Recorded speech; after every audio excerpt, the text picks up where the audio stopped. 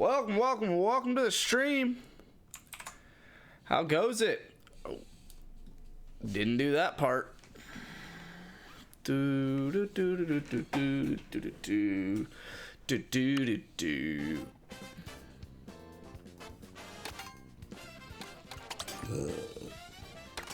Do I keep it up on DK Pass or do I try Moo Meadows like I was trying to do?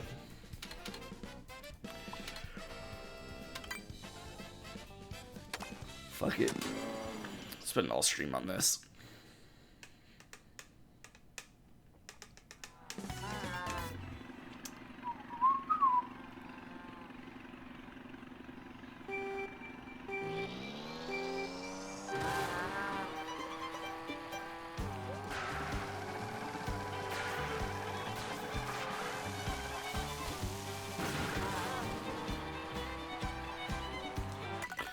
Just gonna restart that. Music goes hard on this one though.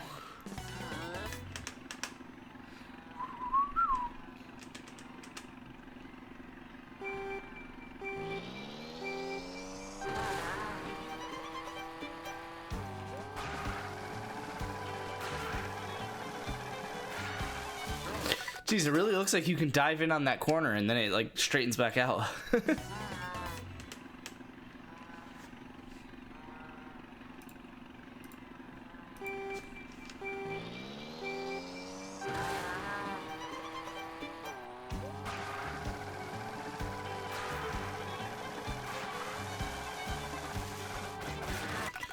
Scream. How many times am I gonna do that?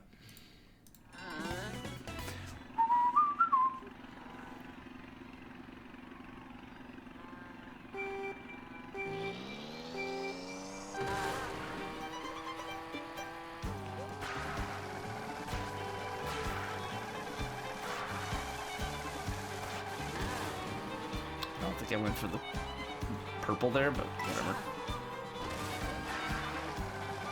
Are the cows in the same spot every time?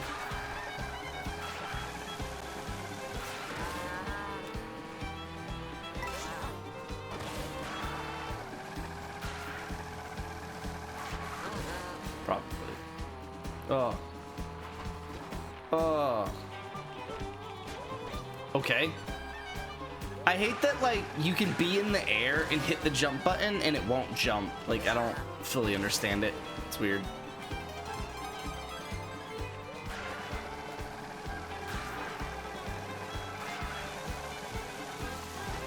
I'm sure this goes sub 2.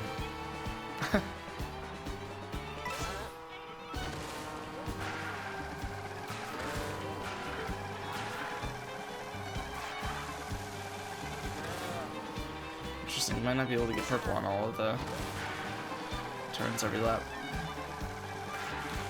Oh, I haven't been using my mushroom. Honestly, fuck it. No, I'll use it here.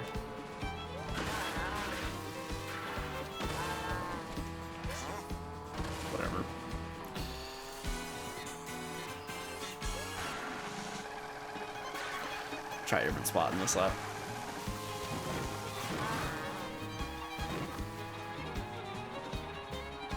Probably wasn't a good use of my time, but like that, like what the, like I jump as soon as I hit the ground, but it's like, all right, I assume you have to go inside of that cow. Pause.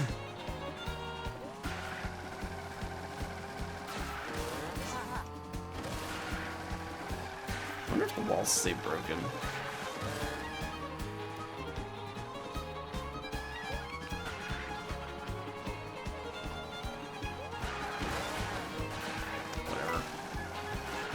Absolutely dog shit. That is far under 2. It's probably 150. 152, I think is the record.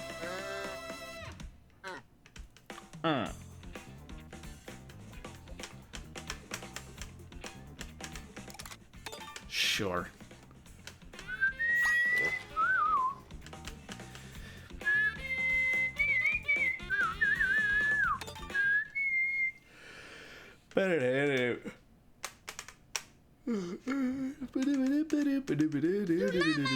What's up, Yusuf?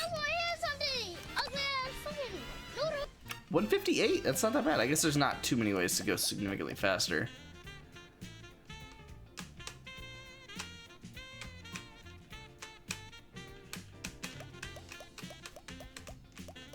It looks like that. Oh, that's the two. I thought it was like another 2 flat one. Well, I might as well download this, even if I don't erase it right now. No.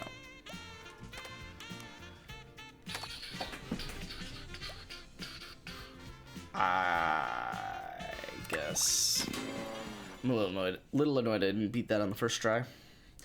I like Moo Moo Meadows because there's not, well, first off, the cow is meta, but there's also not a lot of ways to like go even better with it.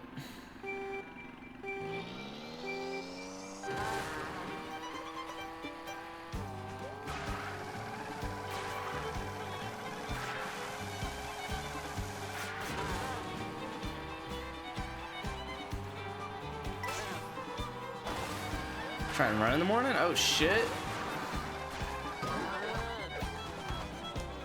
I don't even care. I need to, yeah. I thought about running today, and then I had some more flashcards to do, so I just did that. And then didn't run.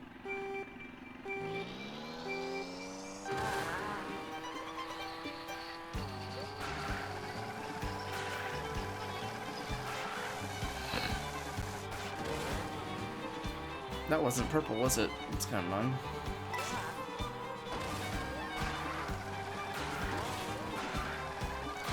That fucking cow, man.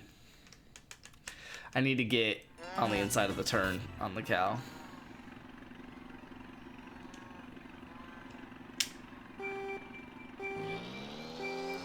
I guess I could just rewind. I don't have to keep restarting.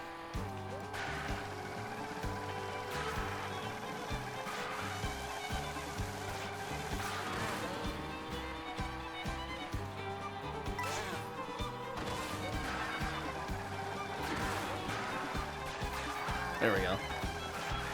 It's better than the other alternative, so.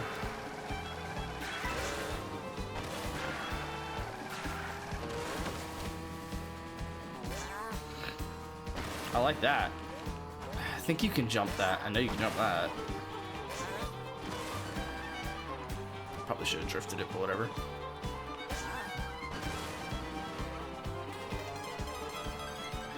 I went faster.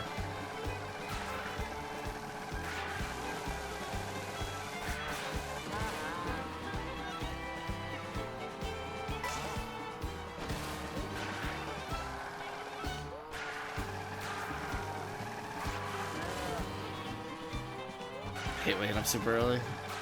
Yeah. That's a big reason I stopped running. Was just the sheer time commitment of it all, really. I mean, obviously there's waking up early, but I mean, even if you're not waking up early. Oh, okay. Yeah, I mean, I haven't run in however long Strava says I haven't run in. Strava don't lie.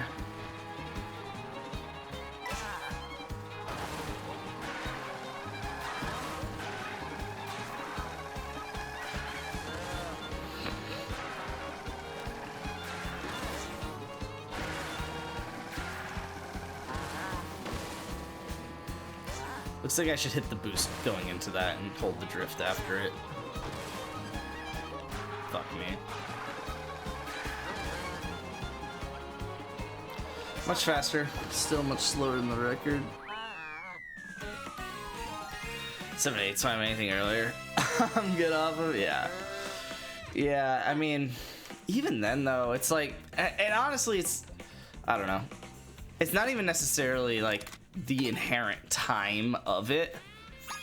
It's just like the sleep of it. Like I would rather just have 2 more hours of sleep. Like, I didn't mean to do that. I wanted to change the ghost. Ba-da-da-da-ba-da.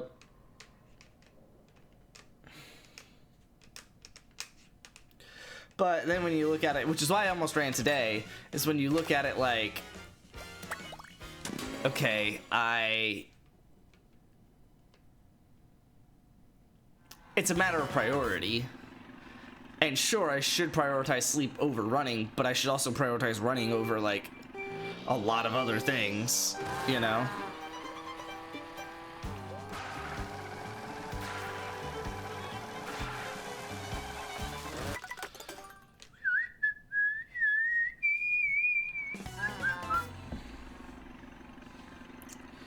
should respond to those messages.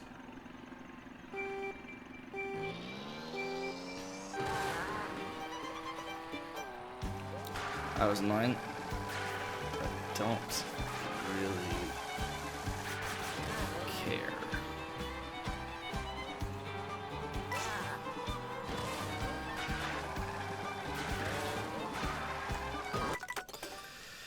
Gonna vomit. Ba-da-ba-da-ba-dum.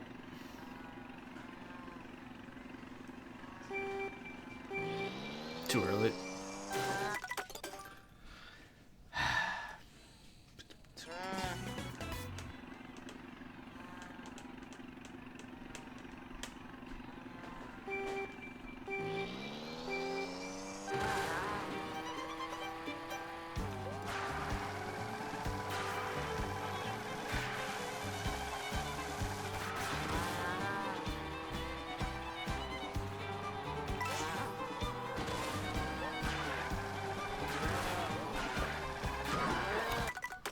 I was in the grass, bro. Come on.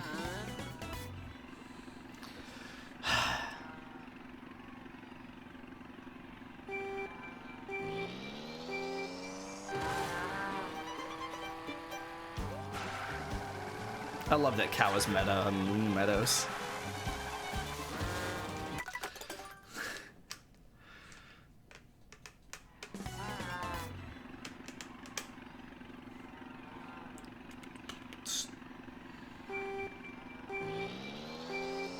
They should add mirror rivals at some point.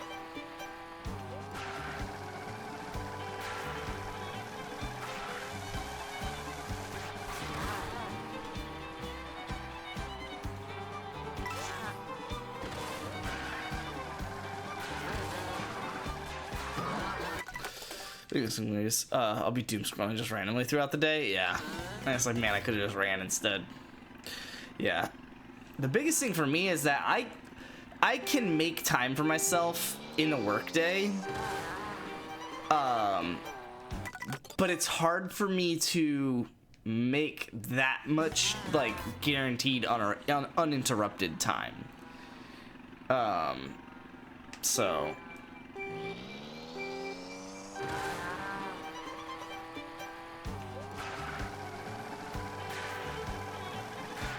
that's why it's easier for me to walk when I can just, it's 30 minutes and the treadmill's right there. Like, I just like, whatever. I have an hour break between meetings. Plenty of time. You know?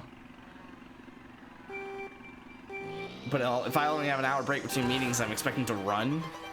And I don't get all sweaty from a walk. So it's like, I can even come back to a face cam on meeting and be fine. You know, like, it's not terrible.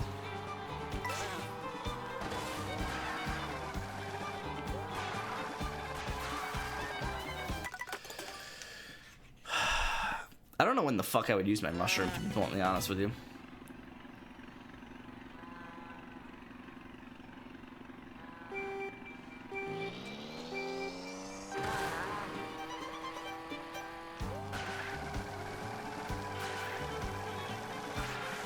Fuck me.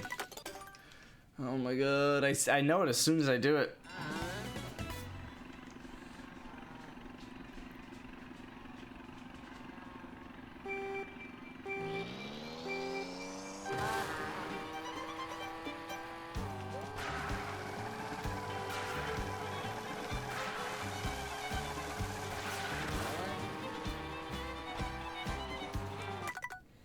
I literally just let go of the A button.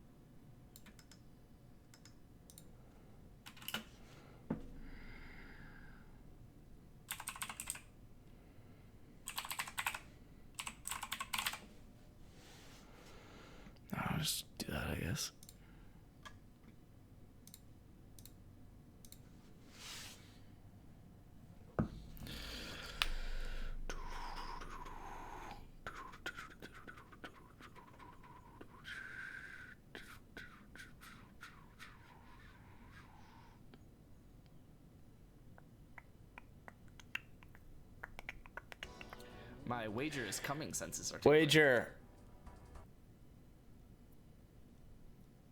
What do you want for Tyler Warren?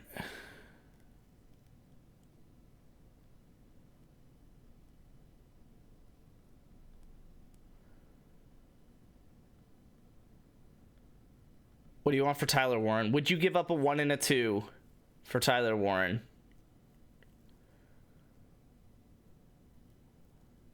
I guess is really the main overarching question.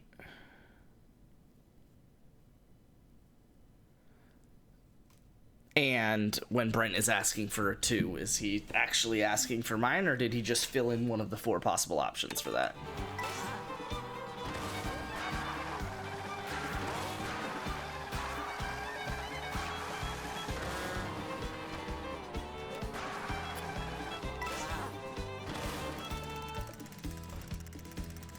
I don't know about a 1 and a 2. Okay.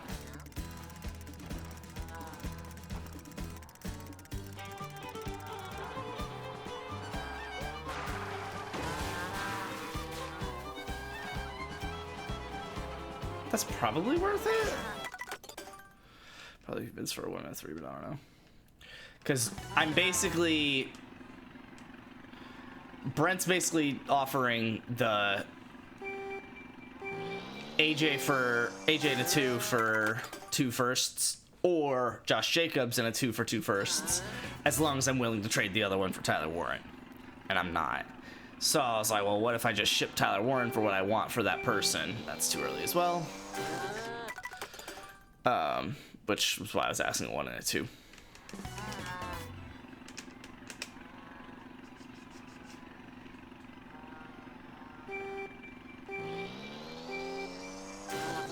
Okay, that one was not early, but whatever.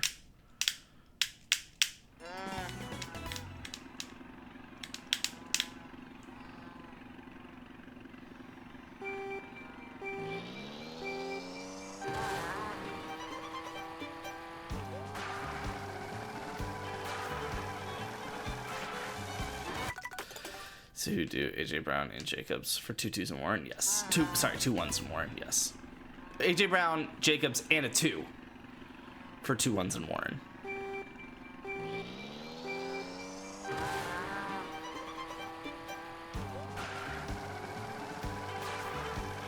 He technically said, I'm still considering it, but knowing how I am when I say that, I would do it if someone forced my hand, so. Also declined what I offer him. I fucked it up reading that, but that was funny. If Jacobs isn't on my team, it would be a travesty. Well, that makes 4 people that are probably thinking the same thing, so. 5, actually, because I am one of them. And he's only going to be on one of those teams. Ba-da-ba-dum-ba-dum.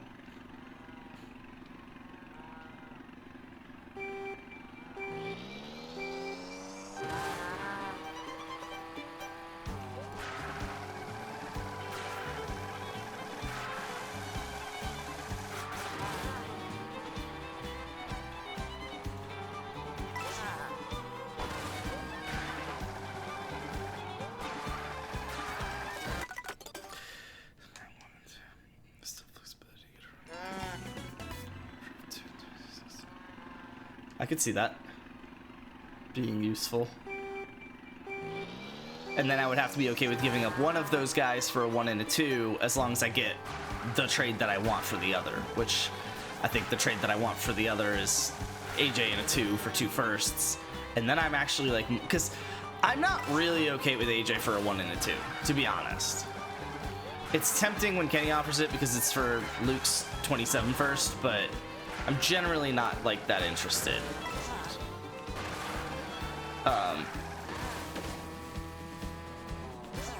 Alright, I knew you could do that. Didn't save anything because I ended up missing the boost that my ghost got, but I also would have been faster to just turn. My 20s. I'm not. I would have considered it's his 6 and 7. I would have considered that in the question if he was offering it to me, but he is not. I think part of Brent's value in completing this trade is that you do not come away with a halfback. So I'm curious if he'll do it if you're getting Warren for a 1 and a 2 kind of thing. But I think that he would still do it if you're getting Warren for a 1 and a 2, because I think that he thinks your team is absolutely uncompetable. I don't know, whatever adjective that is, as long as you don't have a halfback. So, and that either you're gonna have to give up your other picks to do it, which he doesn't think you'll do, or you'll just be dog shit, which is what he's okay with.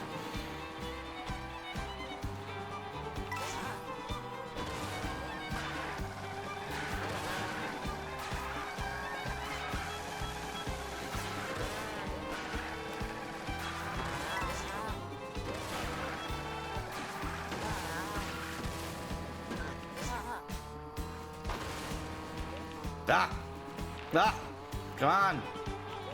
Come on! What are we doing? You get any of those jumps?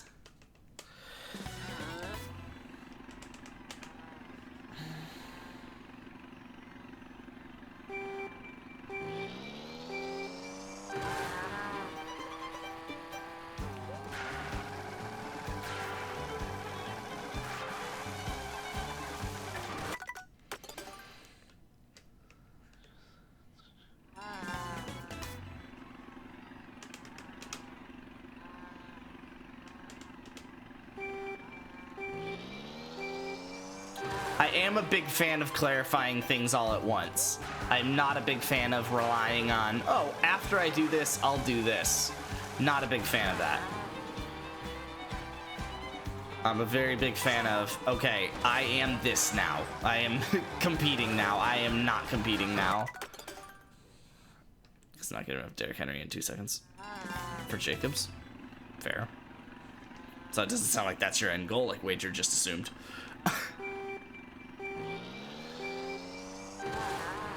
I like time trial day on stream. I don't know, I think I was like slow to keep doing it the last couple of days because I didn't really want to like, I don't know, I had been taking it too seriously and it was starting to bother me.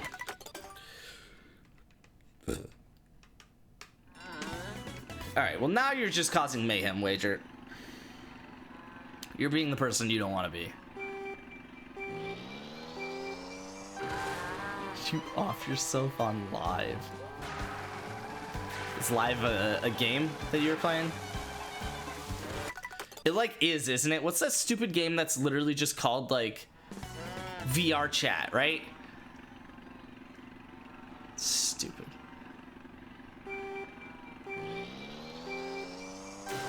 Dumb name for a game.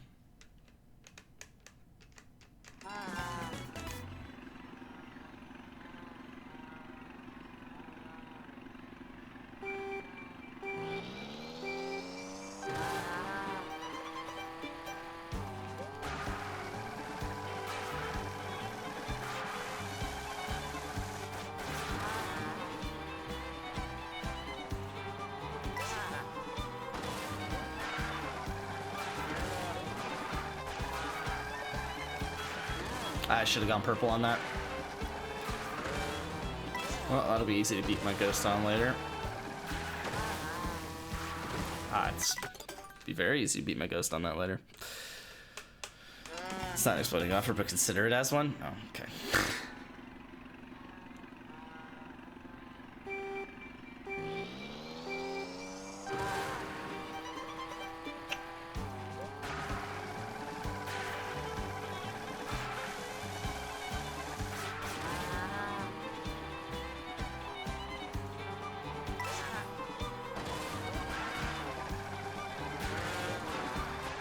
I knew it was gonna fling out.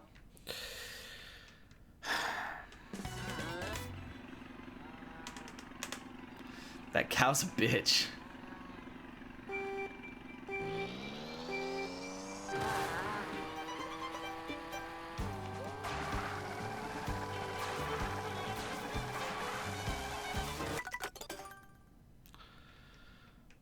I'm just confused what your plan is, Luke.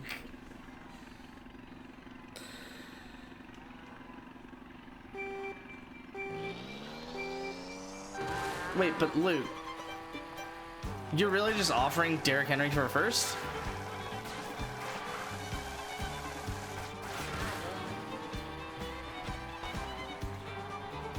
Is it your first? Oh, now that is spicy. Tell me it's your first. Now that's spicy. Oh, now that's spicy. I like that. You trying to beat me to the punch? Something more of this. I don't know if I like it or not. I'm just insinuating that he's committing to the tank.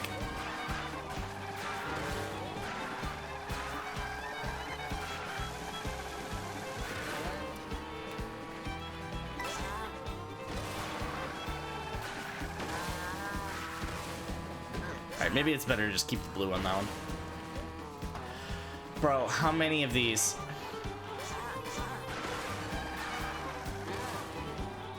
Whatever. Literally like overlapping my ghost, but it's fine. Quarter second. Big map, I guess.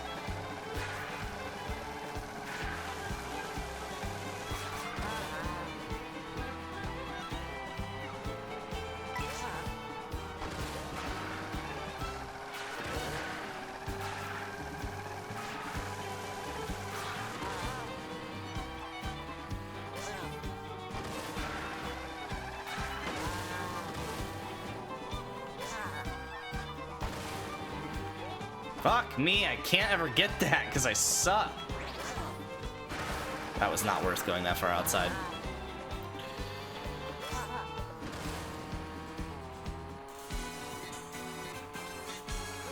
You get Warren? Where did Warren come from? Elizabeth Warren?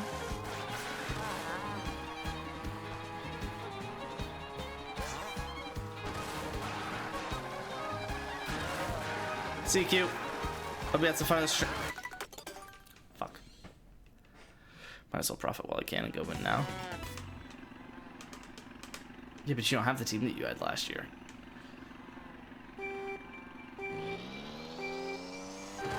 You have the team that you had last year minus Aaron Jones and a year older.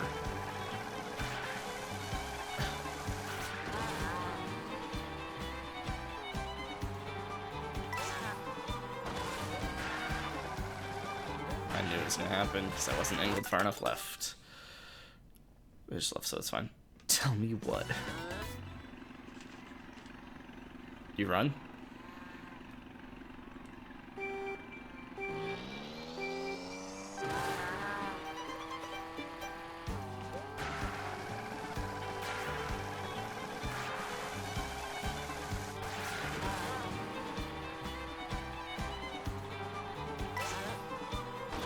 Hey, yo. Mutuals, W's. No, it's pronounced Iran. Nice.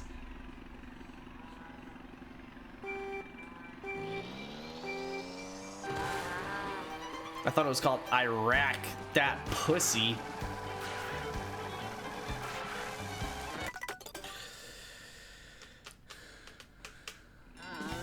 I don't want Kenny's first. Sorry, Luke. Didn't mean to blow your cover. I do fuck with it, though. I genuinely think you should have been doing that, like, a while ago. You should probably try and get your 27 first while you're at it, but I guess the idea is that you'll solve everything in one draft. And to that I say, good luck. But it could be fun.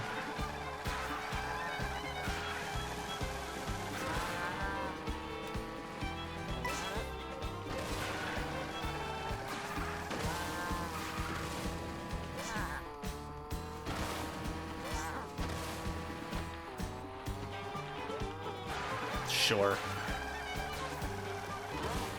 Really wanted the orange on that, but that's fine.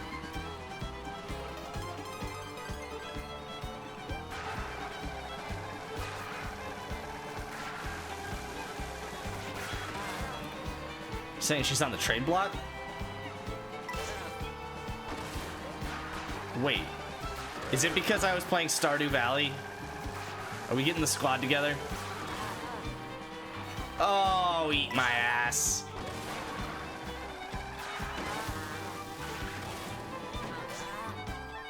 It's fine.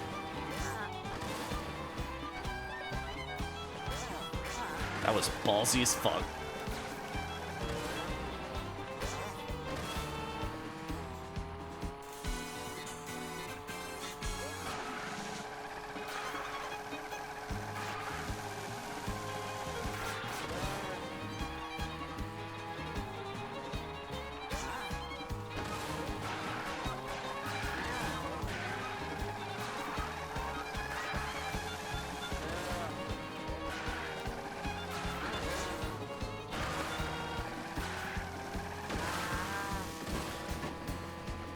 Something like that.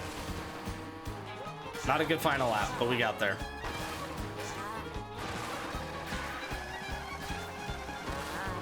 I'm never gonna get gold on that turn. It's gonna piss me off every time.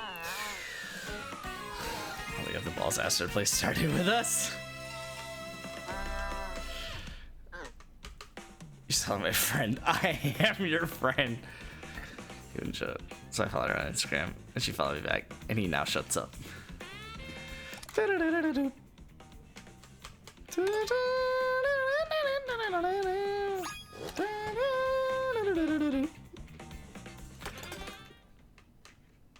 my online friend. Until we meet at Wager's wedding. Hey, yo. Wager, I'm gonna need you to dirty up that knee. Suck this dick.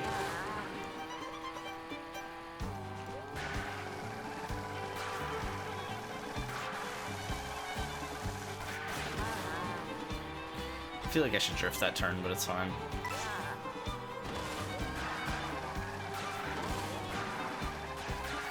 Ah! Got a purple on that one, didn't I? I think I did. I'm getting shit on by my own ghost.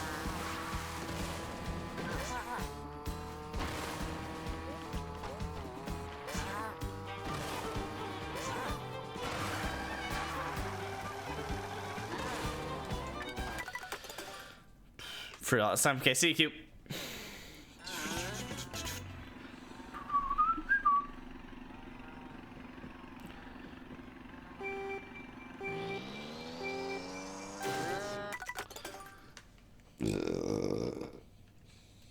Accepting it, or am I rescinding it?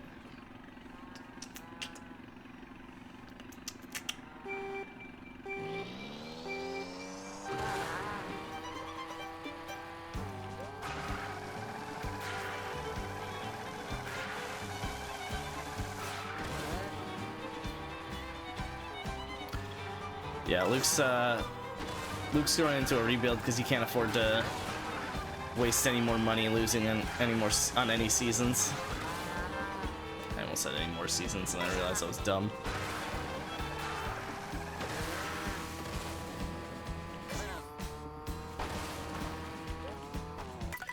What the fuck?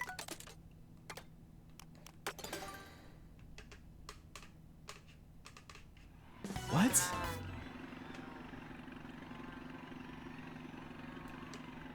Oh. I thought Wager was doing it the other way around. I was just getting so confused. Wait, no, now I'm more confused. Oh.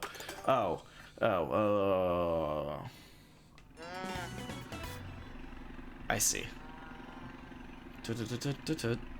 I don't think he's gonna do that because he's trying to work his fours right now.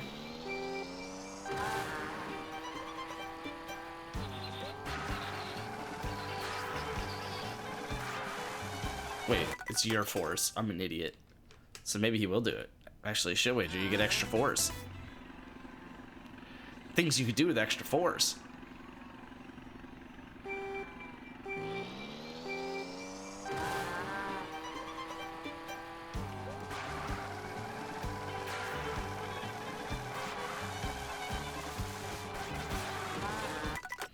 Hate myself. Thought about killing myself.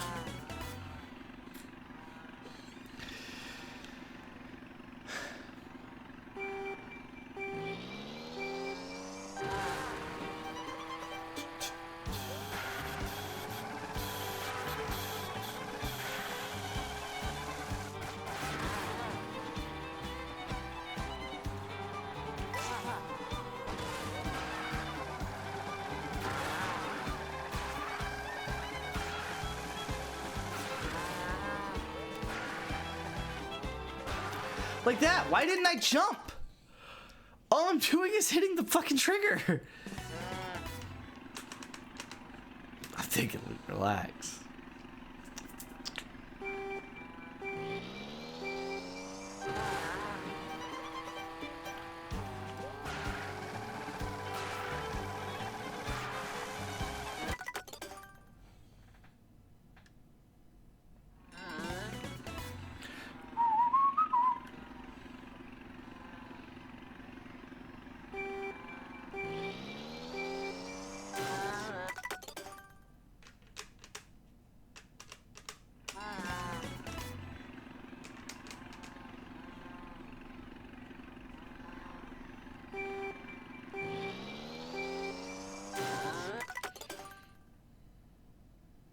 Come on.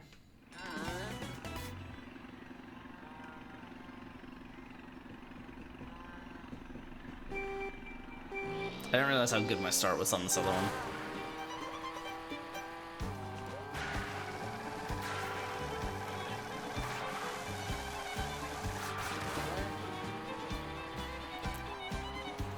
Ah, whatever.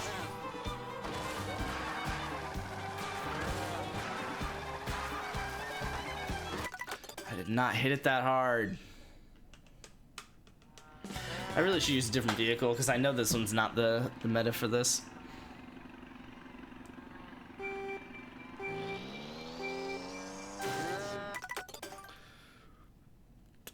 Boop-a-doop-boop-a-doop.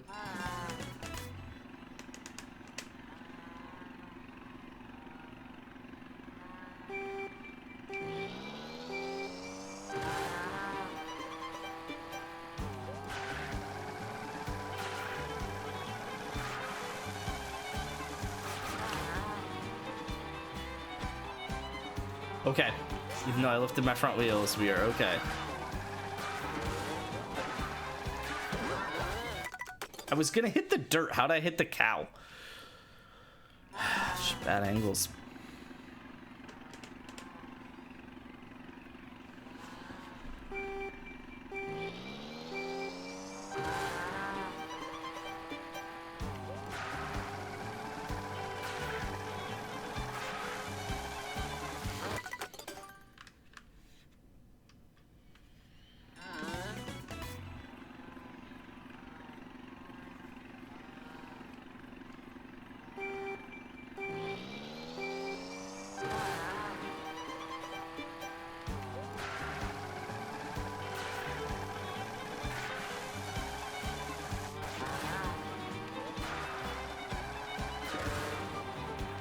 Not worth it.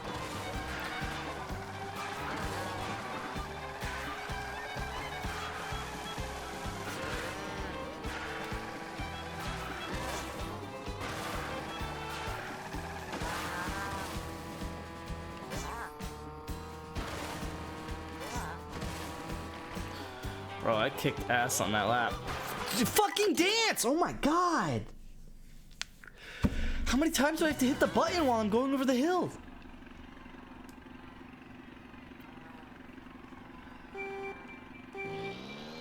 I don't get it.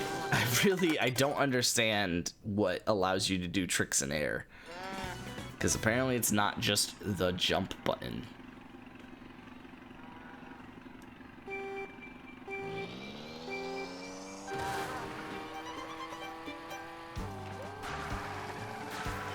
That wasn't worth it. That was also terrible. Ba-da-ba-da-ba-da.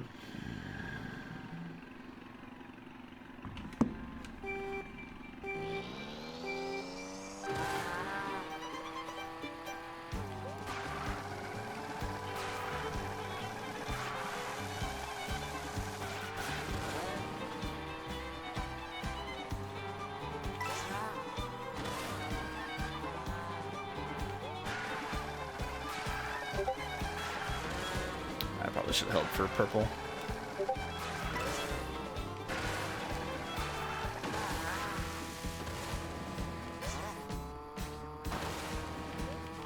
Oh my god.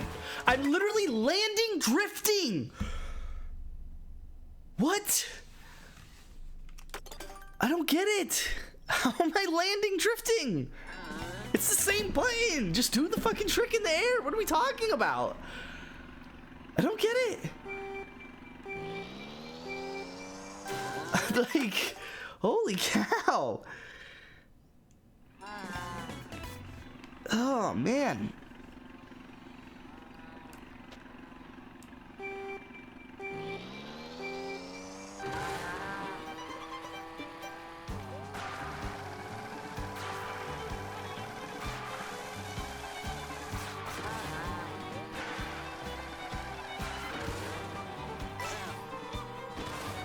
Whatever.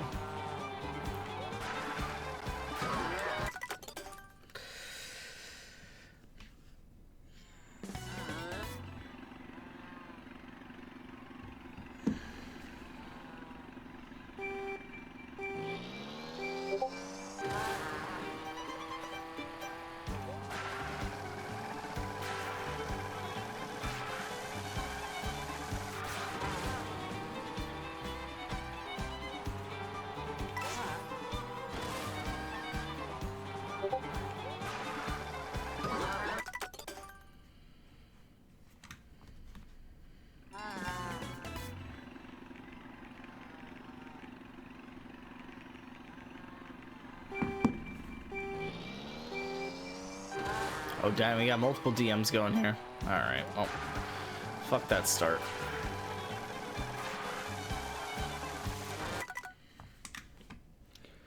Oh my god, we have so many DMs here. What the fuck?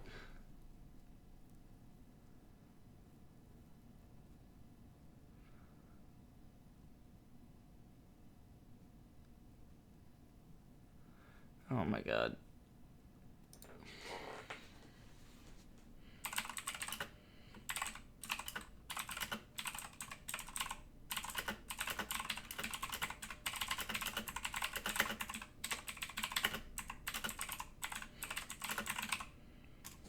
Sent TikTok calling the cow meta, and now he's running cow trials.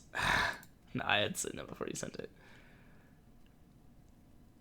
All right, fine.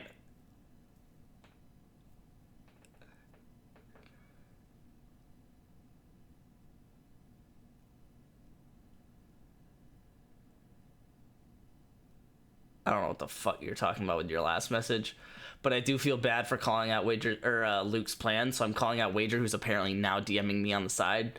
And Wager thinks that Luke's pick is going to be top 4 either way, so now he's questioning whether he trades an early first for a 31-year-old.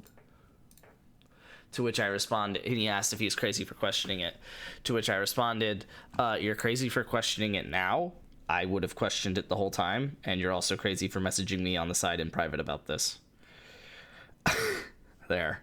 You're equal. Fuck you both. Do a trade or don't.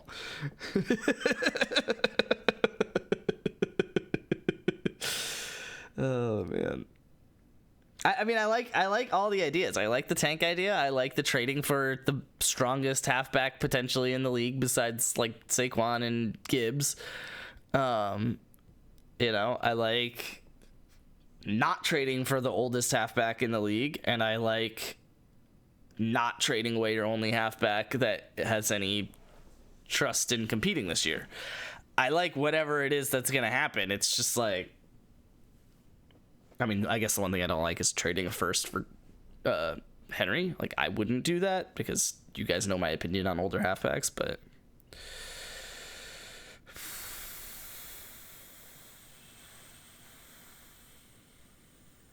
I doubt that.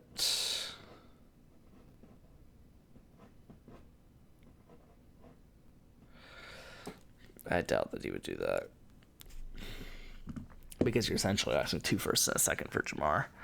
And Jamar is not necessary to get rid of for the tank.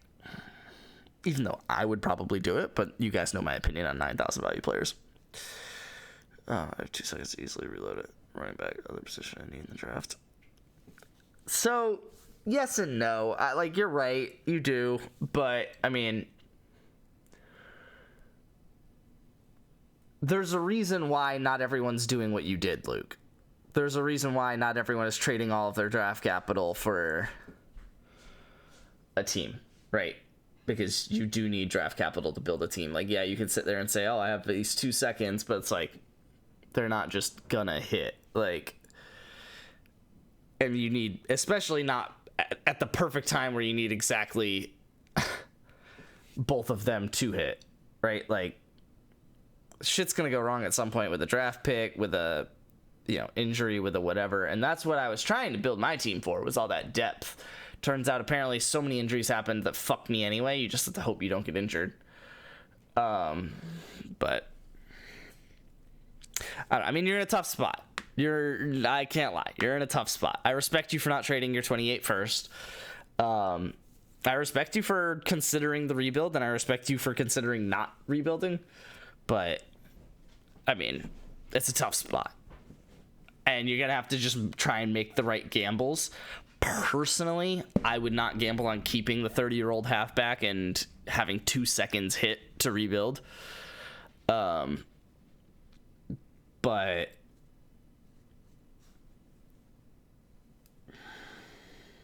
I also have to respond to John, because y'all are all asking me very serious questions.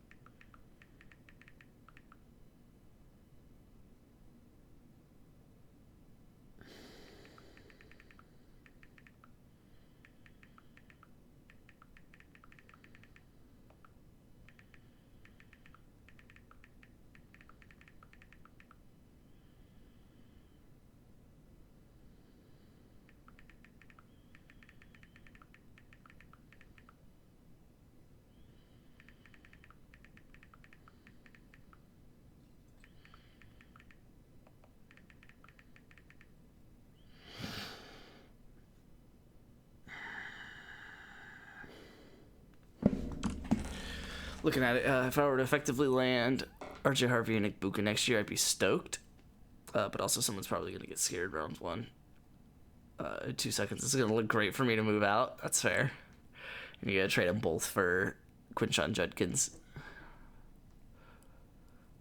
That would be assuming they're both early seconds. That too.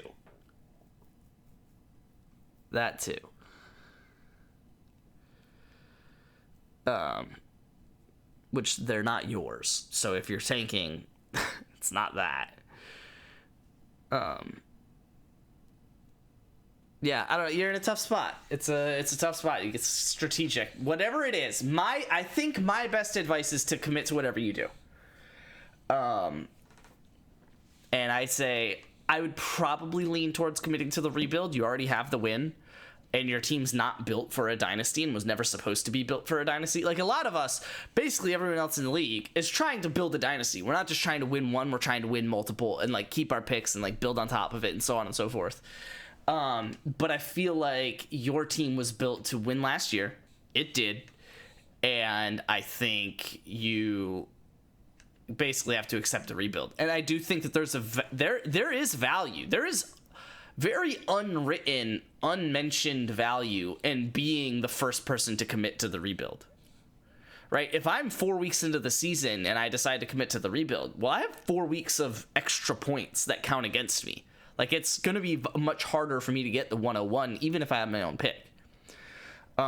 So, I mean, yeah, so if you get your picks back and you commit to the rebuild, I genuinely think that that's a great idea. And I will say, I wouldn't just get the first. I would try and get the second. I forget who has yours, but I think it's...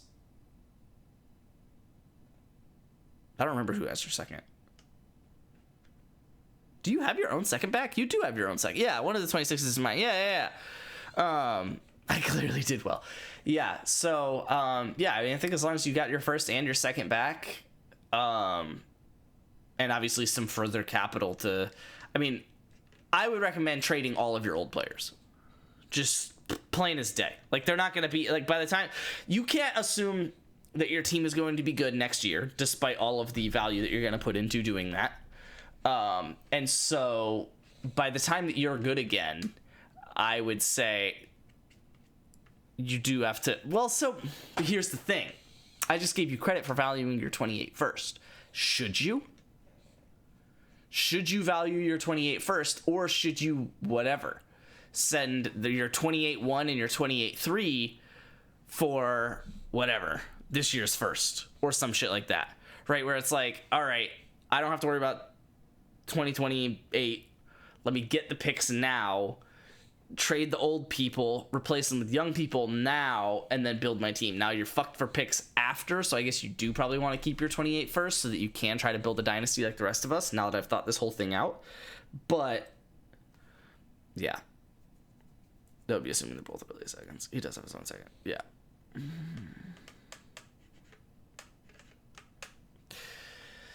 Yeah, I don't know. It's tough. It's tough. The funny thing here is that Wager's definitely about to trade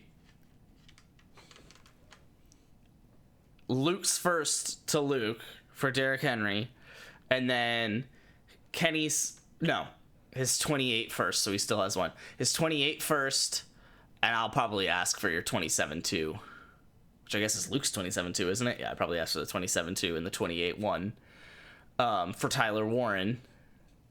And then that way, Wager still has a 1 and a 2, right? I think you would still have a 1 and a 2 in this coming draft. And you would essentially have your halfback problem solved, despite being old. And your tight end problem solved with your halfback, with your wide receivers and quarterbacks, which are obviously good enough. So, Wager's definitely going to do that. It's just a matter of, am I basically also committing to the rebuild now with Luke by trading Josh Jacobs and AJ Brown to Brent? Because I feel like that kind of defeats the purpose of my whole team, which is the whole thing that I've been arguing with myself about this entire offseason, is that, like, on one hand, I'm the Pittsburgh Steelers, so it's going to be hard for me to become the champion, but also hard for me to rebuild because I just have a solid team. On the other hand, I can't rebuild. My whole fucking team's 24. Like, this, like the whole point of not rebuilding, right? Like, the issue is if you trade me Henry, Kenny's gonna value your 27 first 4 times the amount. I don't know. We probably get Kenny drunk and hide it in a trade where I go ahead and take the 27 first off of Kenny and finagle the trade with Brent so that he doesn't have to get both of those guys. Hold on, John responded.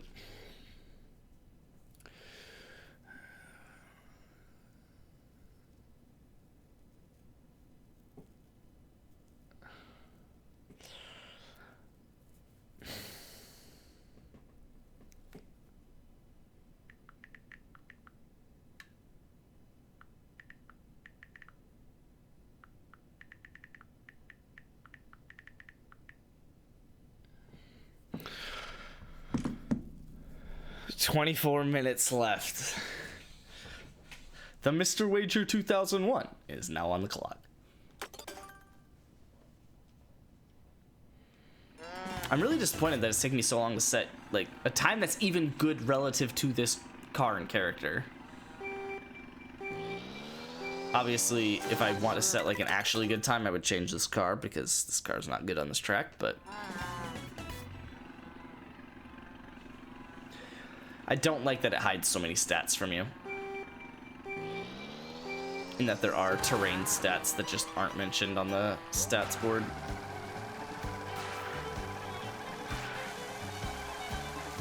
Of course. I'm gonna hit that every fucking time and it's gonna piss me off every fucking time. Fuck. There was a gnat and I missed it.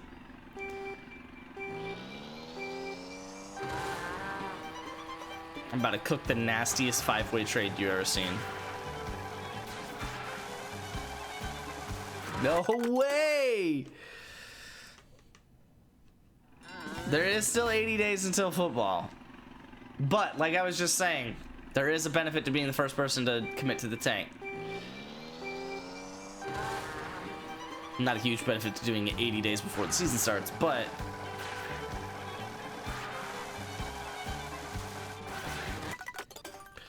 I'm hitting that every fucking time, and it's gonna make me blow my brains out in game.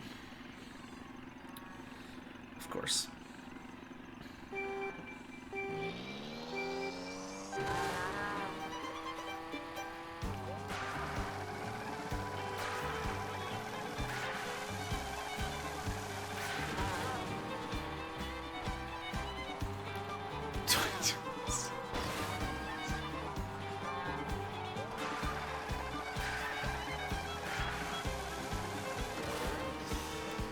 Fuck me.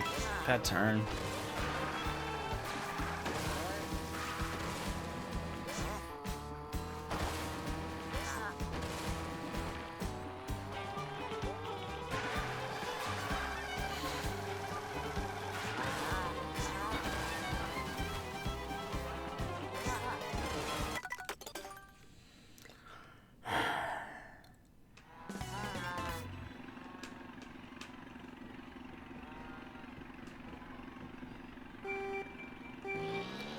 Wager, in Luke's defense of this trade and you wanting it, you did, one, already offer this trade. Two, trade Keaton Mitchell this offseason. So you're kind of committed to this bit that Derrick Henry is actually, like, gonna be good. So it's odd to chicken out now. Oh, you offered it, but not my pick. I only offered Kenny's. Gotcha.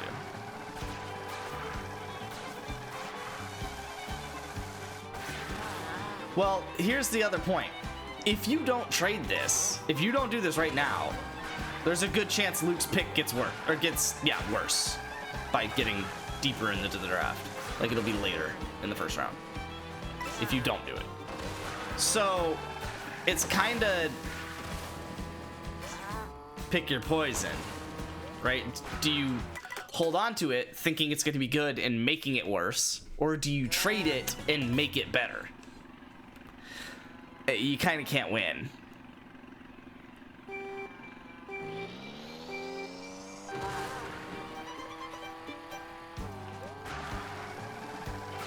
So in some essence, it's kind of the same either way. I don't want to say the same. It's obviously not the same, but you get what I'm going for. As equally as unpredictable either way. I'll say that.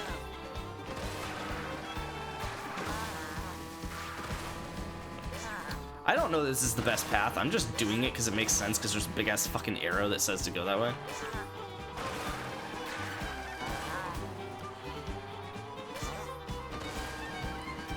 Depends if Brent wants Henry still. If he gets Jacobs instead.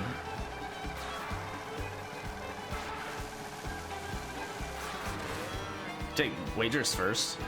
Probably not for Henry, but I like the bit. I cannot believe that just fucking happened.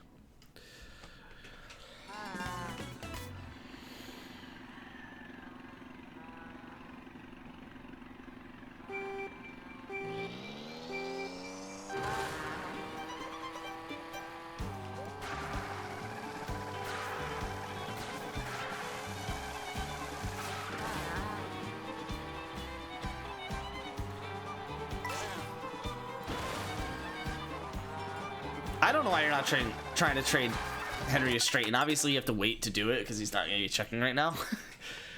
But sending Henry to straighten feels like the biggest win.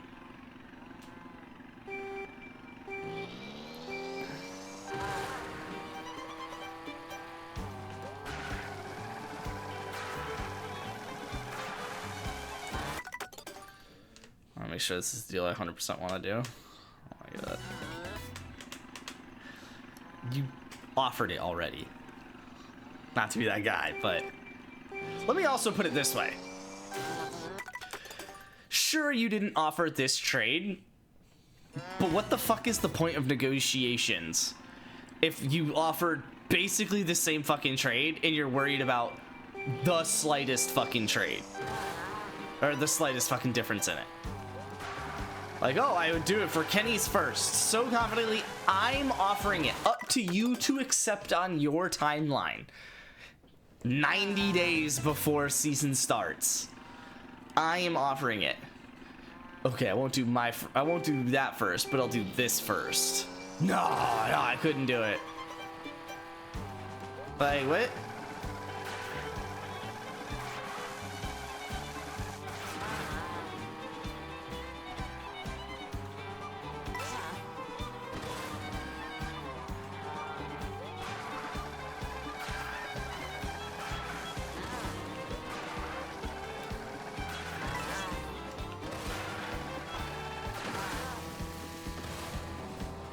It's annoying I didn't get an orange there, but wow, that really was boosted. I'm gonna fucking scream! Probably feel the same about trading his first versus mine. Well, yeah, that's my point.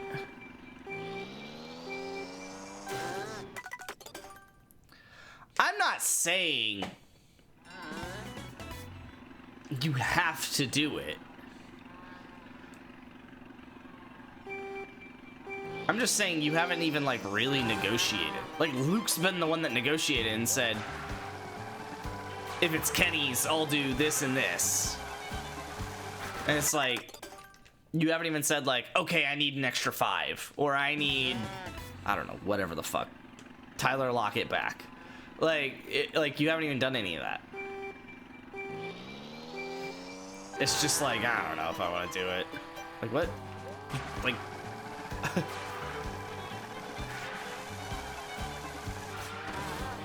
Offer something too high and we'll negotiate it back down. Like what are we talking about?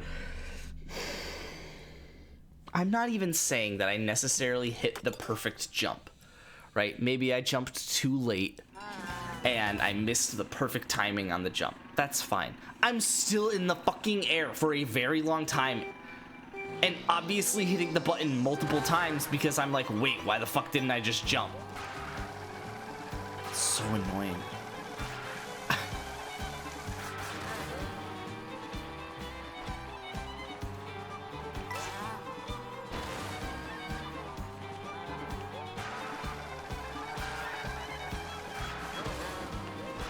Dude, you're telling me, Santo. Oh my god, I do not get it. It's the whole time I'm falling. It's like, just like, first off, how am I missing this many timings on these jumps? I mean, it's at least once a lap, and it's like, bro, how? There's not that many jumps, and they're not that hard. That was too early. Oh, okay. But then it's just like, okay, fine, I missed the jump, but I'm literally going over a jump. Like, I'm in the air for however long. Just do a little trick before I land. Shit.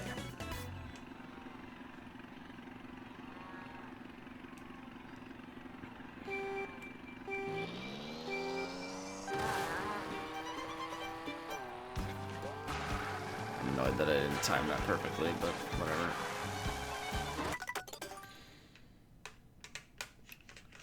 I'm just thinking about if I want to do it. How many times do you put a trade in the trade calculator and say I'd probably do this, but I gotta think about it? Well, that's different. I don't offer it. Full disclosure, if I offer a trade, probably every time you could just add a 5th to it and I would still accept. Like, I have to send another 5th and I would still accept. Like, now, it's because I don't value 5ths at all, but like,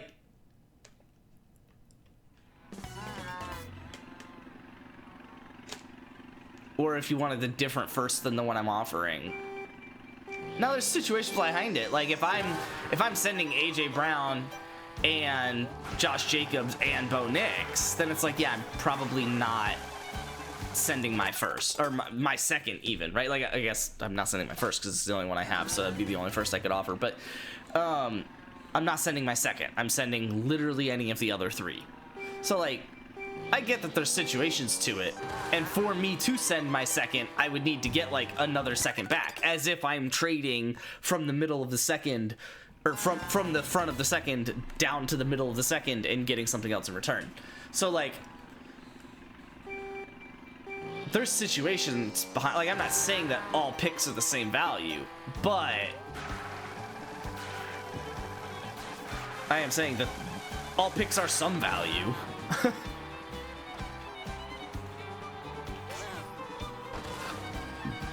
How the fuck did I just lose ground on it?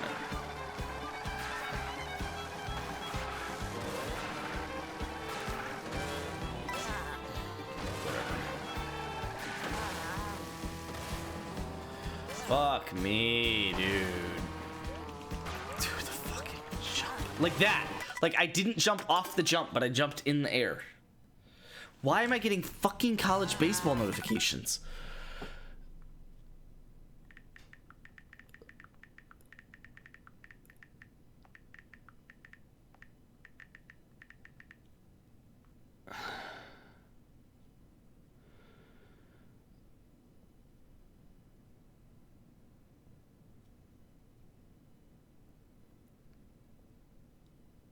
For every scoring play.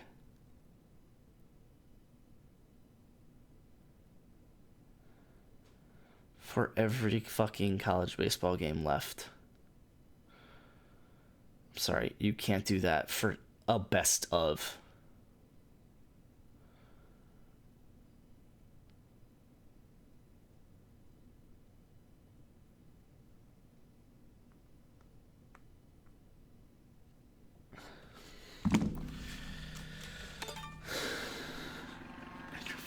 There, at least that's a start.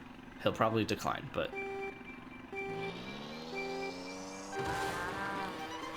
because the 5th is not enough to go up from the 7th or later pick in the draft to the 1st. So...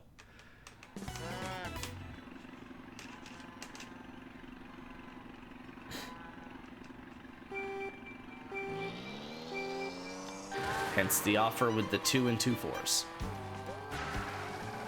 Because a 2 is about what it takes to go up from potentially mid to late 1st to mid to early 1st. At the cost of 2/4 as well. I hate myself. I'd just be fucking drifting. Yeah, first, let's also get a second. Yeah.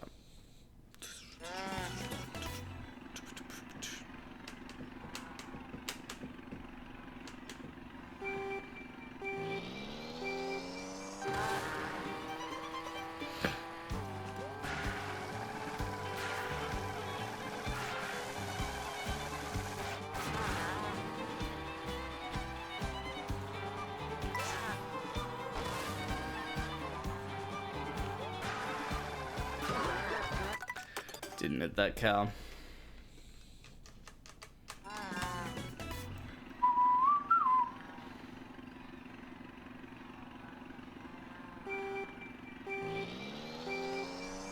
Did you send Max a banger offer? It's for fucking Brock Bowers. I'm gonna vomit. It's like Jamar for Bowers and a 1 or some shit. I'm gonna vomit.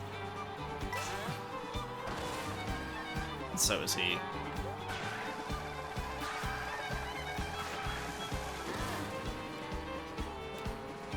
Yes, 7 minutes in heaven.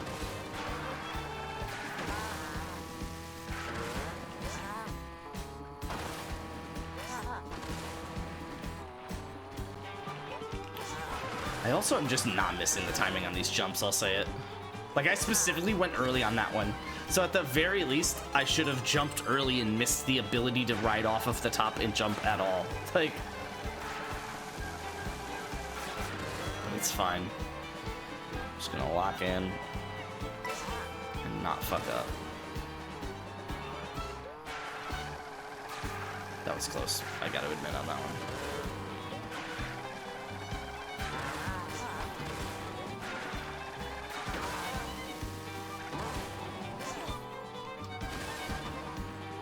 Yeah, that one I missed.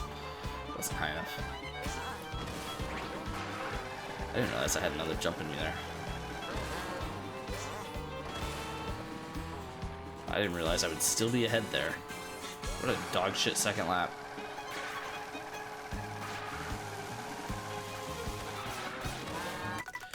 Myers and Kenny's 2 for DK. Interesting. DK's older than I thought. I was surprised by DK's age. I thought he was still like 25. Like, I thought he was just like coming off his rookie deal. And like, I guess I knew he got re-signed, but I don't know. I figured it was like a year early or something, and then this would have been the end of his regular rookie deal, and he would have been like 24, 25 years old.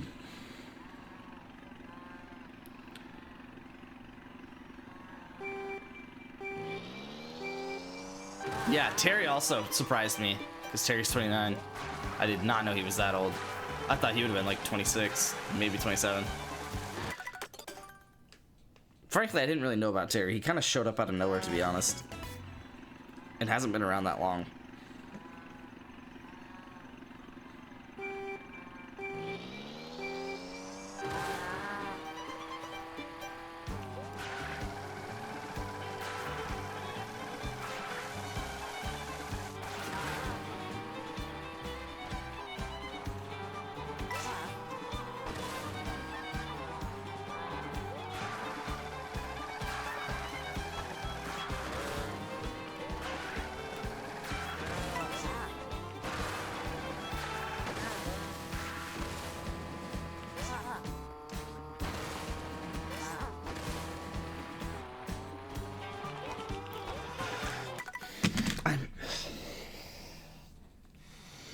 Bro, this is such a beatable time.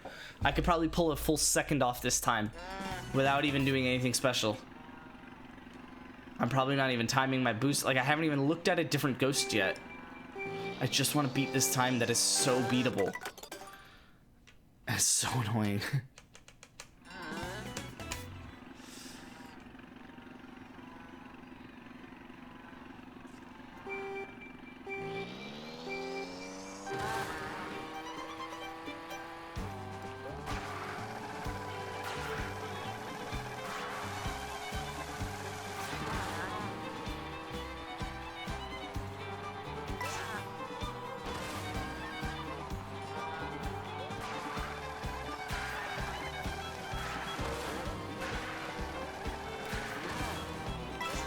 Yeah, I shouldn't have been that far outside.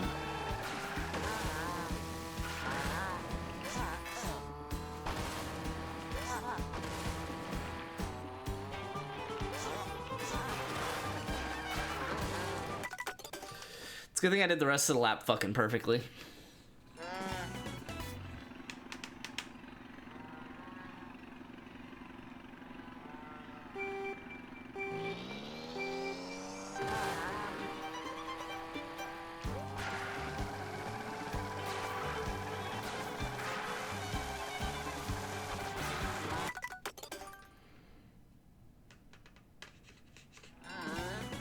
You know he's just gonna let this expire, right?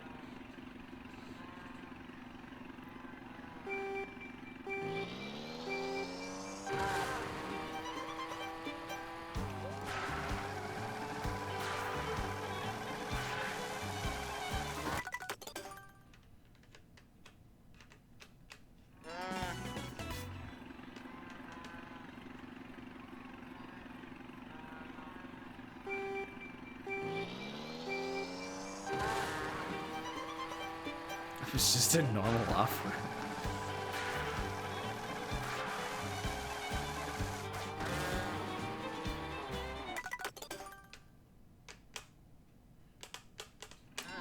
He did say that, but he said that it's timed. I don't know. Take it up with him.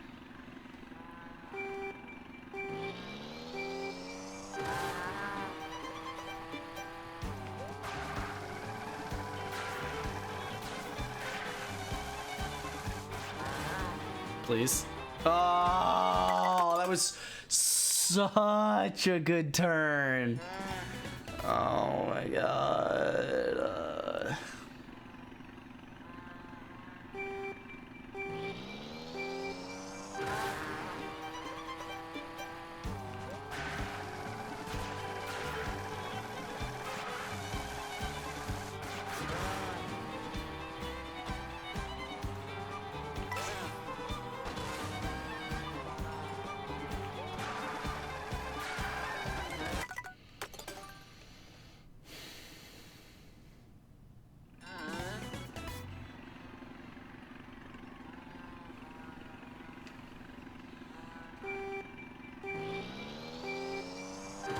I'm not even like drifting into that turn. I'm just doing the turn. And I can't hit the line. Nothing difficult.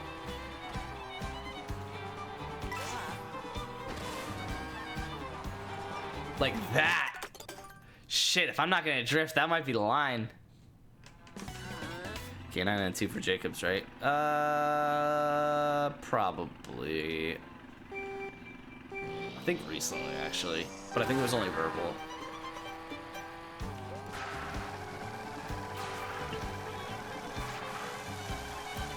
And I had to tell myself no, because I can't take another fucking 2. I guess, like y'all just keep offering these 2-for-1s and shit.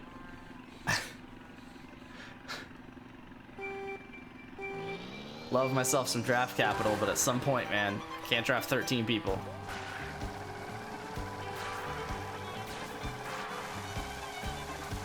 Gonna have to consolidate, trade up.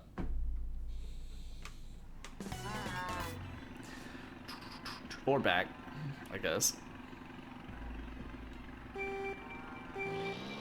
Or out. Got a feeling about that.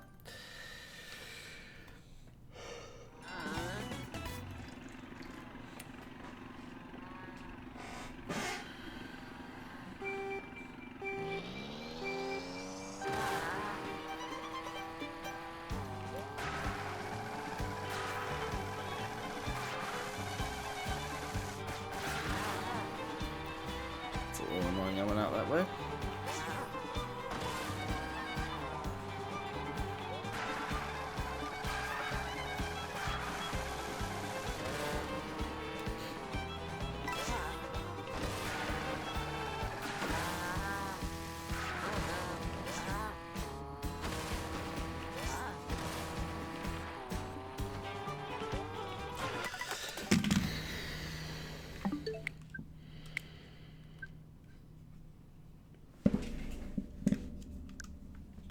Like, I don't know what to do, man. I guess I must be getting old or some shit.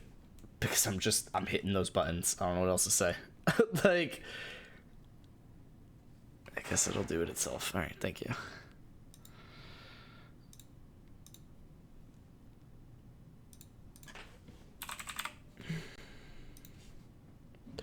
Honestly, keeping the title.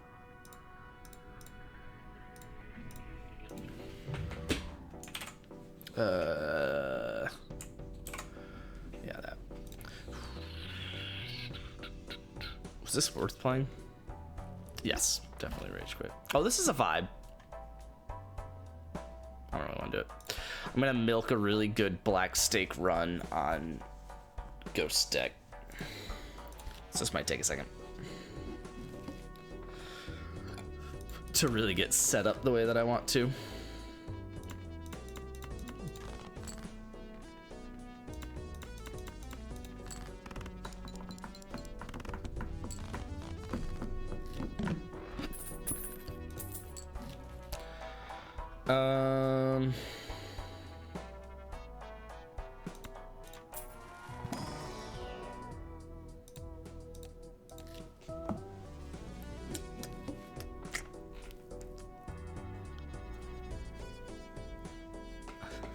Wait, what's this?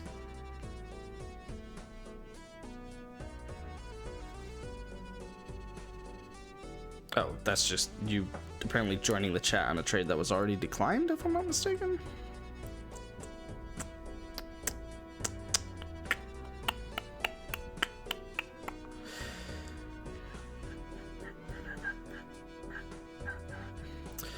I love when Wager knows I've offered him a good trade and he doesn't decline it.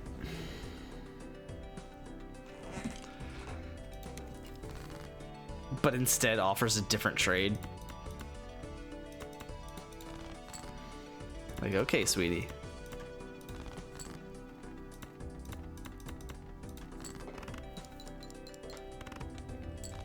You're scared to decline the one that I offered because you know that you want it, but you're seeing if you can get more out of it, and I have absolutely no reason to do that.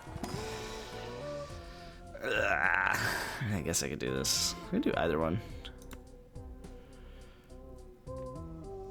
They're pretty interesting.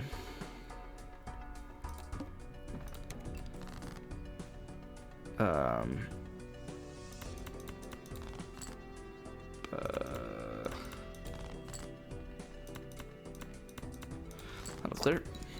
I was saying I like when I offer a trade and you know it's good, so you don't decline it, but you offer another one just to see if you can get more out of me. It's like, no, why would I do that? You're still obviously considering the other one.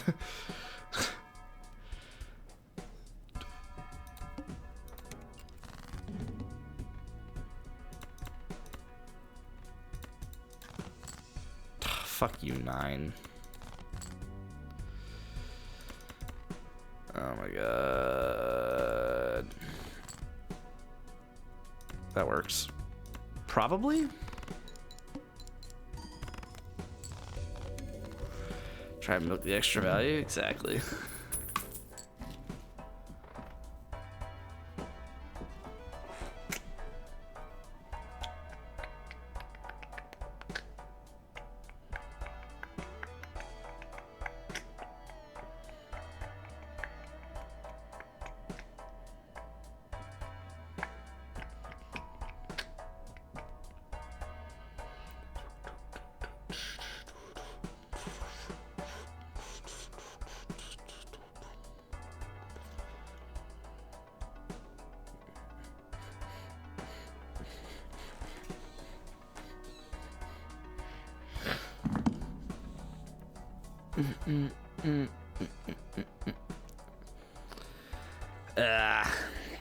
I should do this to try and get more points.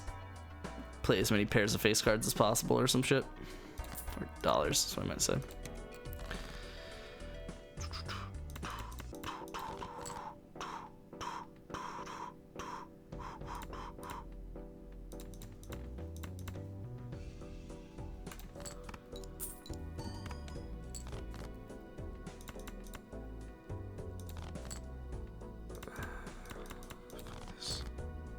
Shout out the 9.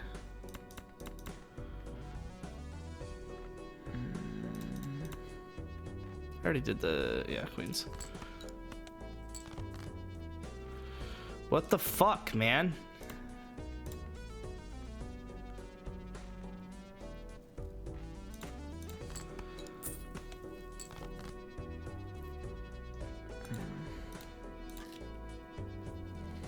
That was the most unfortunate pull I've ever seen. Just the whole thing. Just the whole thing. I guess we're going for a straight. Didn't really mean to, but here we are. Guess that works. You know my offer was fair? No. What? You... What?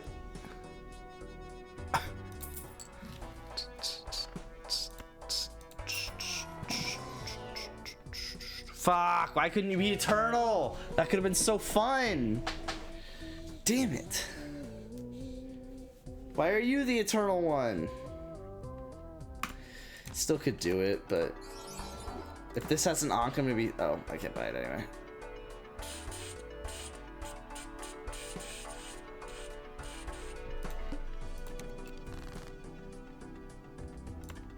Can I clear with a 2-pair? This time's fucking 7.5. It's probably. Yes. Yes, I can.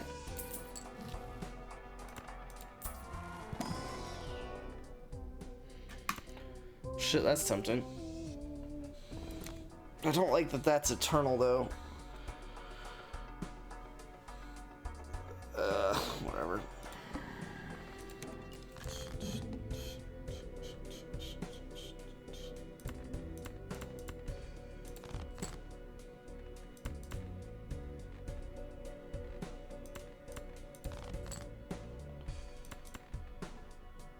Can I get a 2-pair that doesn't involve a heart? No. No, I can't. I'm not gonna lie, I just sent out a bunch of banger trades. Okay. I don't believe you, but it's fine.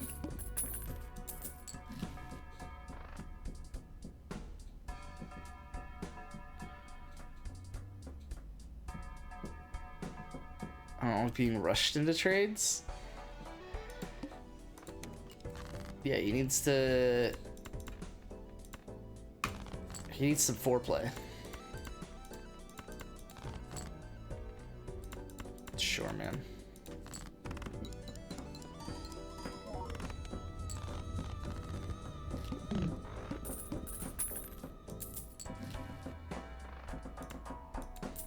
What was the last one you were rushed into?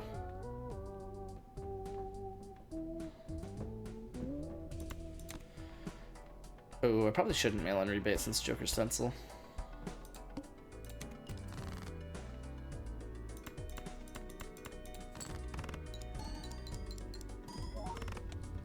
Okay.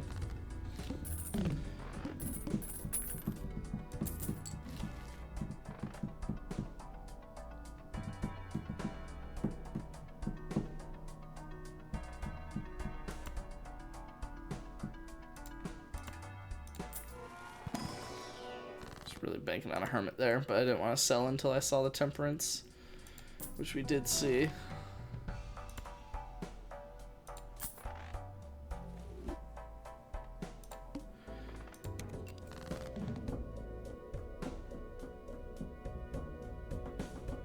I don't think this clears. Probably should have sold the mail rebate. Oh, this clears by a lot. Okay, never mind. Fuck me.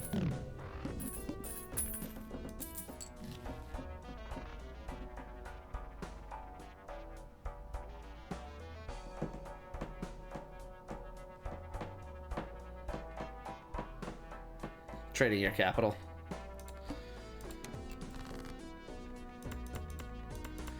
If you're gonna keep dealing me full houses.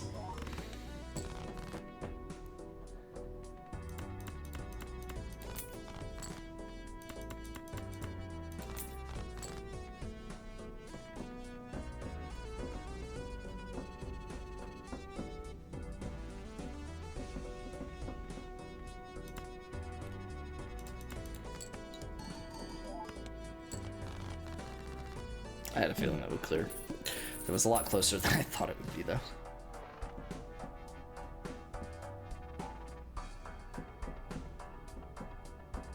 For a startup, traded 3-4, 5-8, 7-4, 8-3, 25 second, 208 and 404.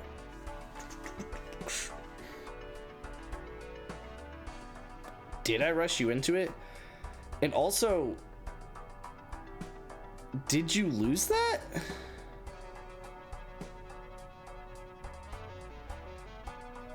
Probably. Losing the 7 and 8 straight up is pretty rough.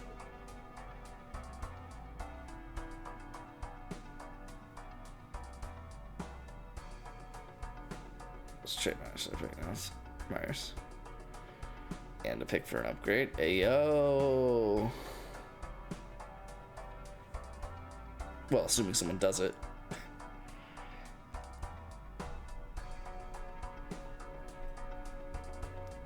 I mean, you went up 6 picks in the second, and 14 picks in the fourth. The second was kind of the 2025 second is kind of just extra sauce. It feels, but like the 7 and 8, I don't know. It's not too crazy. Rush me into it. I accepted like a minute before it expired. It sets you up to have a team drafted like 3 rounds before everyone else, and I was 3 rounds behind. Well, 2. Given the context of that trade, the fact that I finished 3 rounds before everyone else, because I also did a trade with Luke, right? Where I traded my 1 out.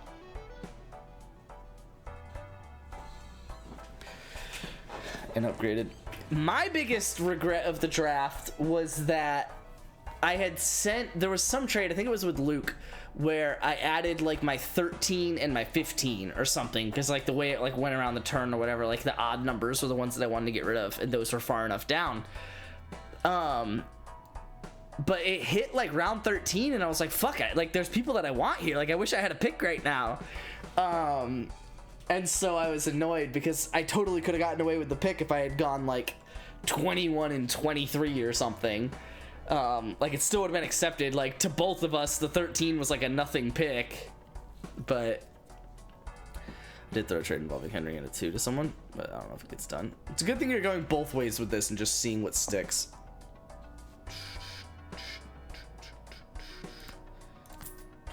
I guess I could cryptid the 8s and then destroy them and get my money back on that. Be hilarious. Oof, was really hoping for some money on this. I have a good bit. I could strength these to 9s, which obviously fucks me up for mail-in rebate, but if I ever got that, no, I can't bank on that. Let's just do this.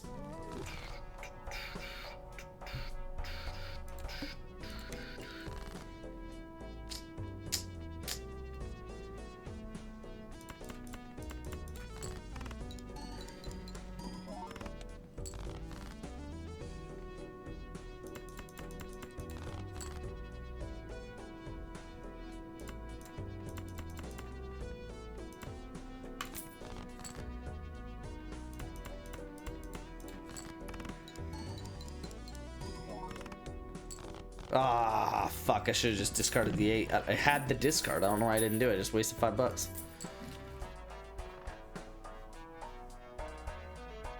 Probably should buy that voucher.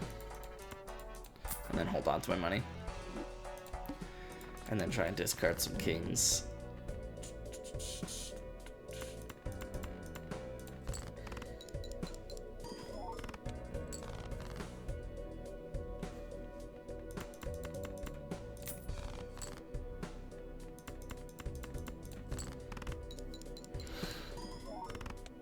I'm getting half the score as long as I'm not scoring a face card, so.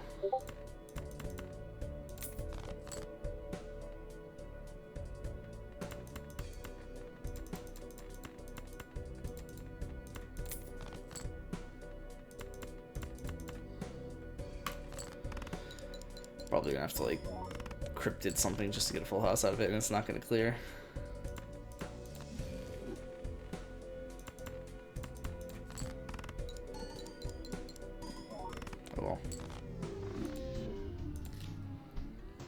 My defense every trade I send out involves Kenny's second, so if one gets accepted, it might clear direction, yeah.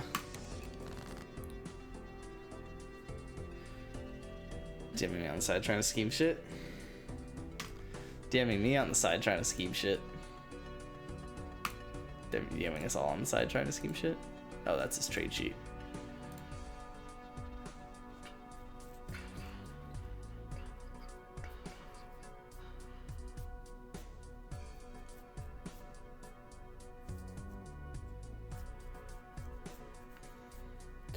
Yeah, it was that one where I traded the 15 and 17, and I was like, man, I could have gone lower.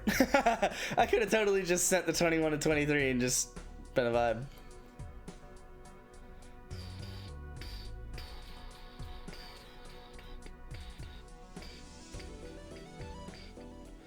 So then the fact that I traded that first for Zamir White alone, yeah, it was dumb.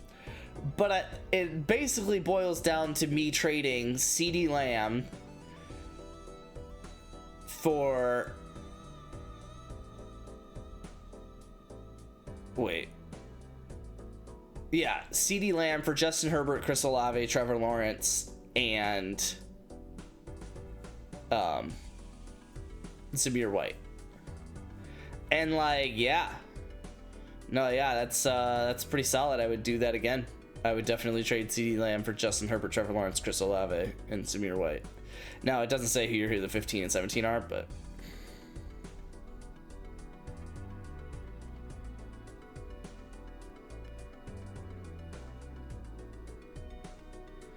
Wait.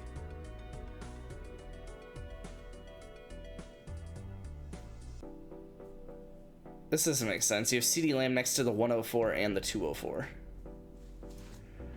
But whatever.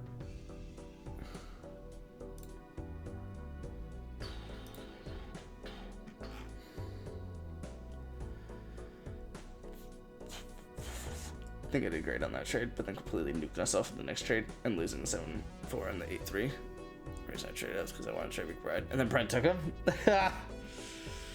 Dumbass.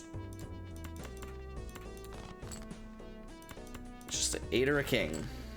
There we go. 2-4 on the right, I think, okay.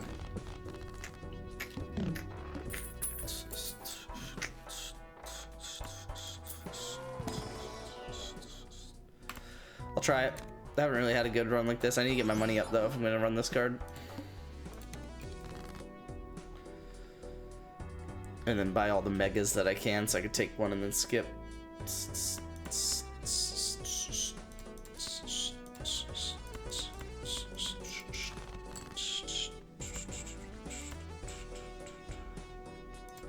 Hold on, Jack.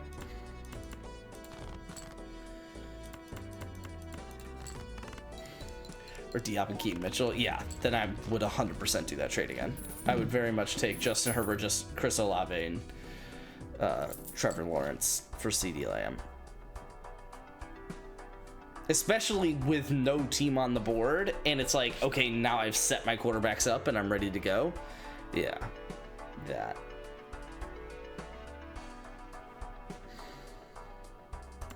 I'm just gonna skip this. Yeah. Probably should have grabbed that king because he actually could have got me money, but it's fine. Whoa.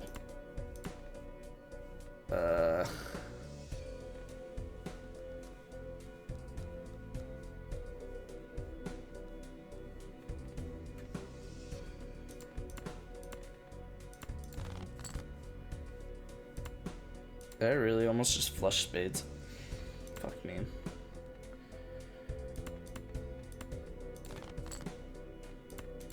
I almost straight flushed spades. Whoo! Calculated.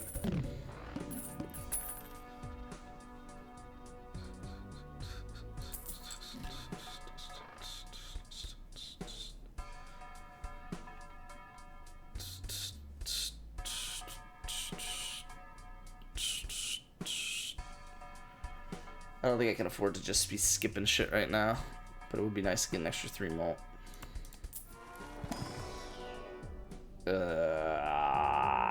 Oh, skip. Sure.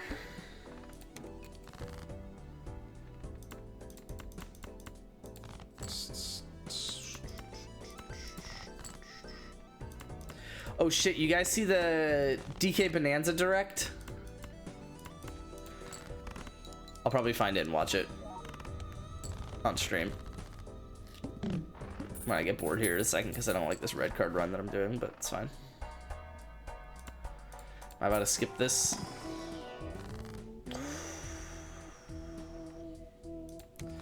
Yep.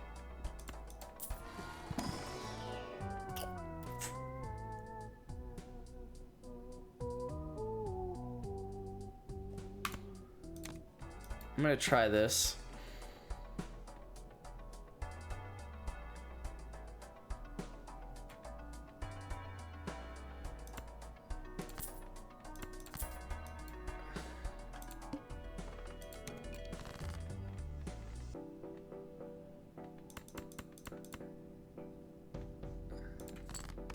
This might clear. No. Okay, shit.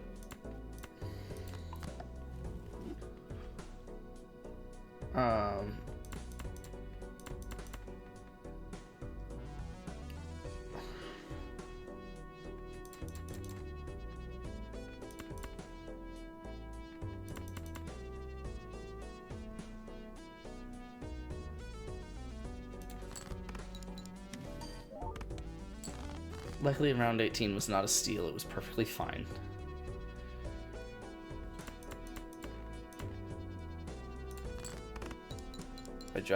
Why did you drop Juwan Jennings again? I didn't think he was going to be valuable at the time. And I needed a roster spot for... There was someone that I picked up. I don't know, we can scroll through it. Give me a sec.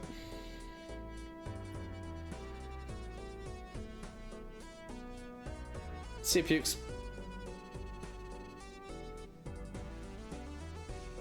What day did it say I dropped Juwan Jennings?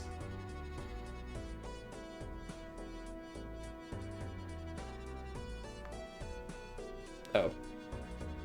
For Jameis Winston. Why did Dad drop him? He put like 50 week 3 or whatever. My dad had to start a halfback or something, I thought. So he had to pull off Braylon Allen from his taxi, and that made him have to drop Juwan Jennings. Yeah, on September 6th, I picked up Winston and dropped Jennings. Loves dropping good players. That's what I do. And Wager gets my sloppy seconds.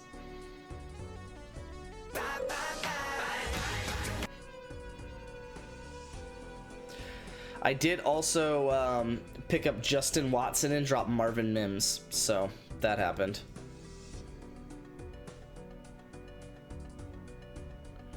I did also just pick up Tillman and Booty, so there's also that.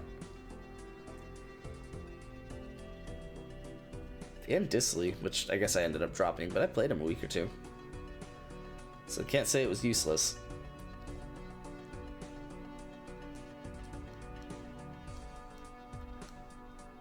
And Amir Abdullah.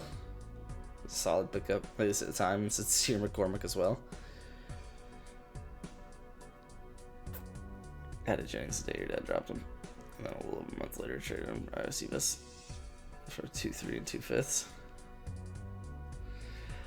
Yeah, it's because if Luke has picks, he's sending them in the middle of the season, so that's all you have to do is just have picks, and then Luke will nut and send them to you. Let's eat ice cream and watch DK Bonanza Direct.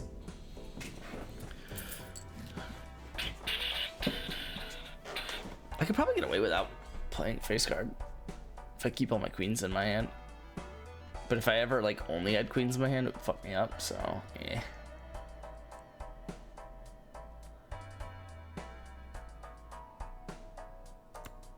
Let's just buy this and skip it.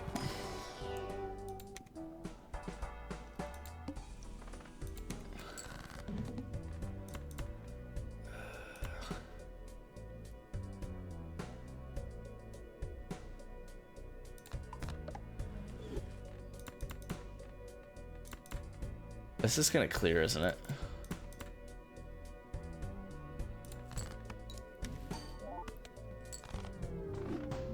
I forgot that I only had one hand, so of course it's gonna fucking clear. I need it to clear, dumbass.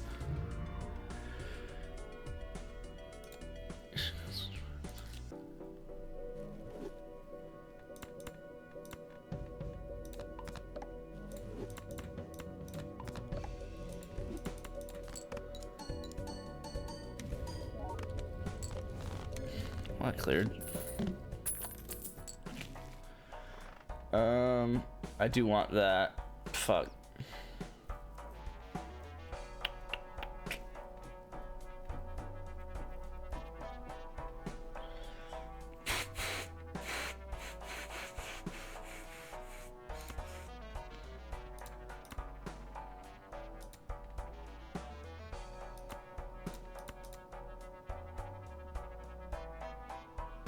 I'm gonna lose.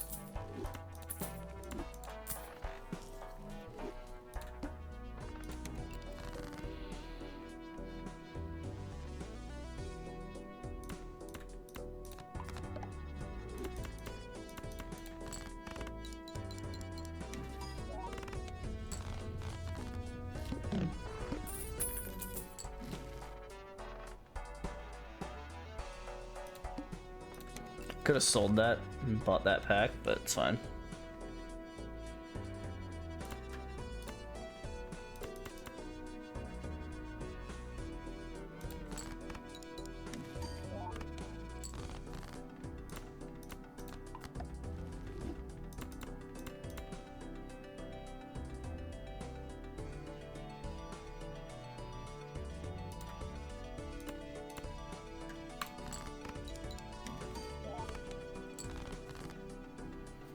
Okay.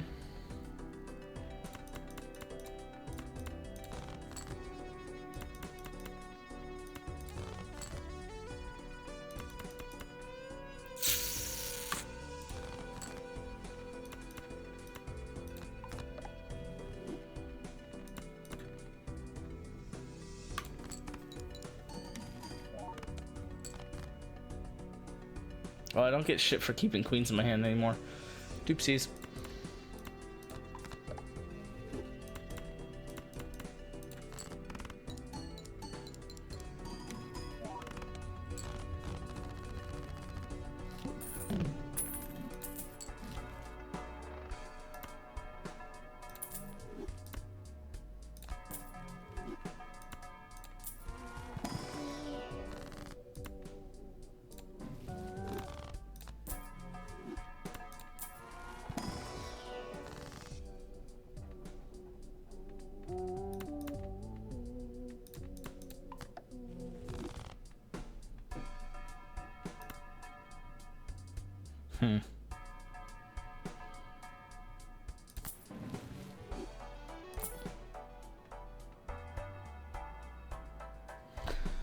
that's interesting.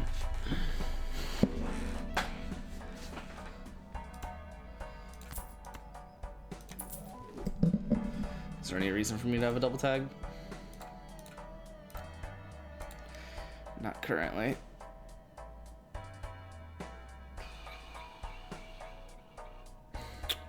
Do I just want to reroll, or do I want to buy this 6 cents?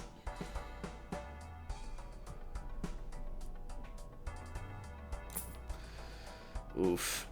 Not good.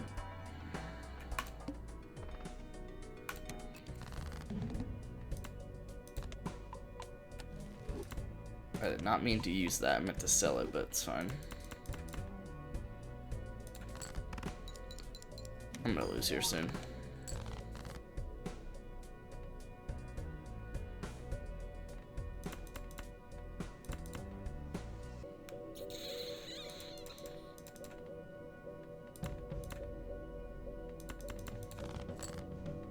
I don't have like any jacks, do I? I have 3.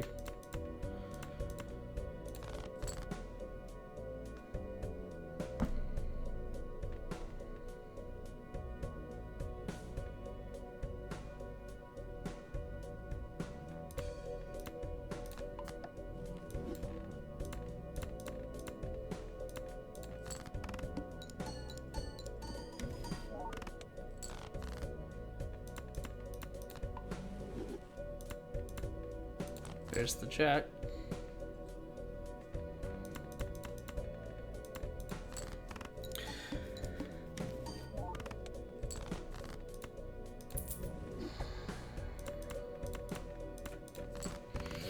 Please. Barely. I need some better jokers. Fuck.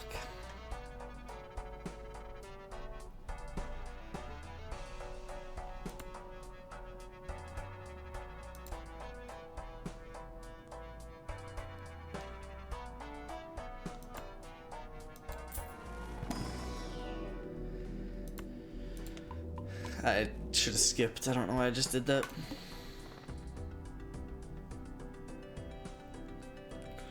I'd consider it for sure. It's probably the worst one that I would consider, but I'd consider it.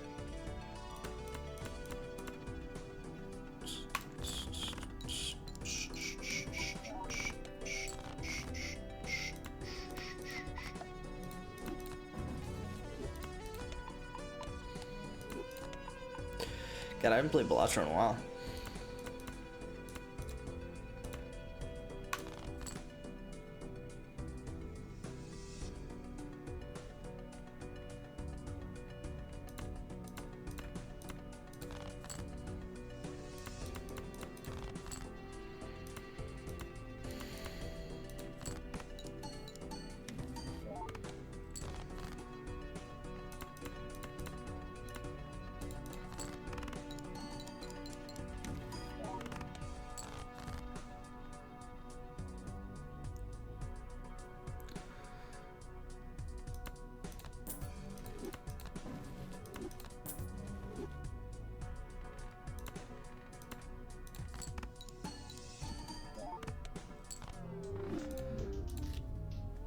This is the worst starting to be anything outside of Browns and Steelers. Yeah, actually, Aaron Rodgers in a first for Bo Nix probably would not happen.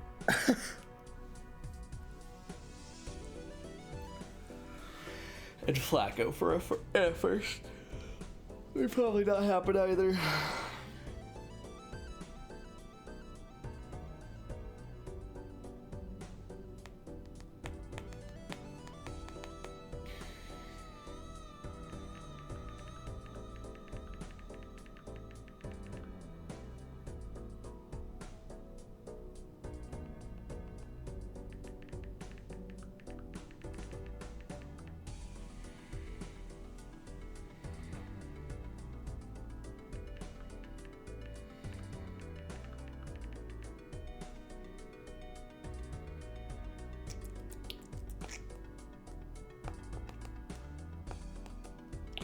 Well, that's not the chat that you should have sent that in, but that's fine.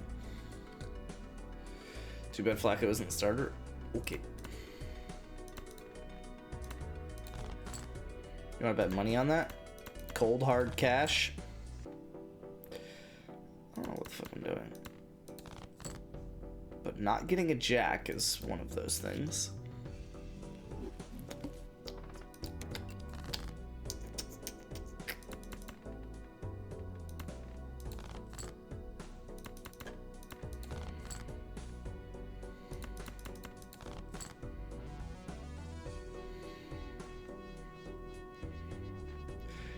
Sure, man. Literally, if I had kept anything other than the 10 or the 7,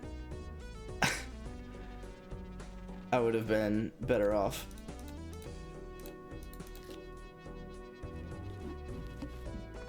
Oh, shit.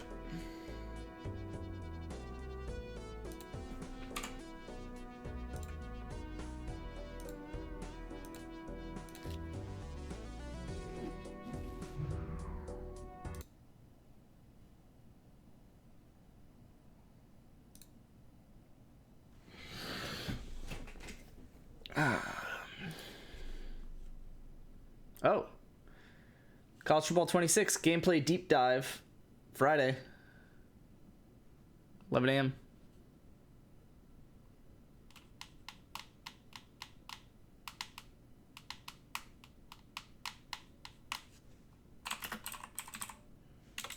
I did not know Bonanza was spelled with all A's.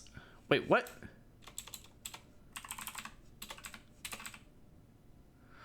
All right. What the fuck? I type in DK Bonanza, B-O, and all the recommendations are B-A Bonanza, which makes sense because it's like banana. But then I type it with an A and all of them are with an O. What the fuck?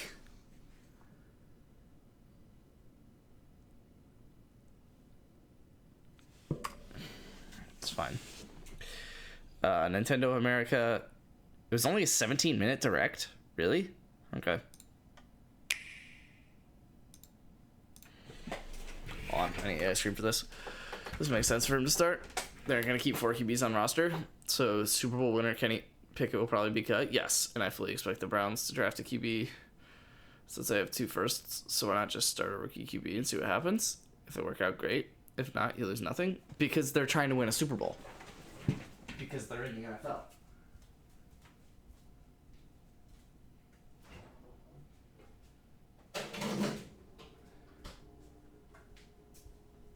Easy. Next question. Like what? They're not gonna fucking start. I'll be back on Bellotro in a second. I just wanted to watch this while you eat ice cream. They're not gonna start a rookie if that's not their best chance at winning Super Bowl. And it's not their best chance at winning Super Bowl because Joe Flacco is actually decent and knows the offense. So they're gonna start him. It's very, very, very straightforward. Why the fuck would Joe Flacco be in the league to start the season as a backup? To be bluntly honest. When the world felt so cruel and bleak, when the hole looked so dark and deep, I like the music theme that they put in this game.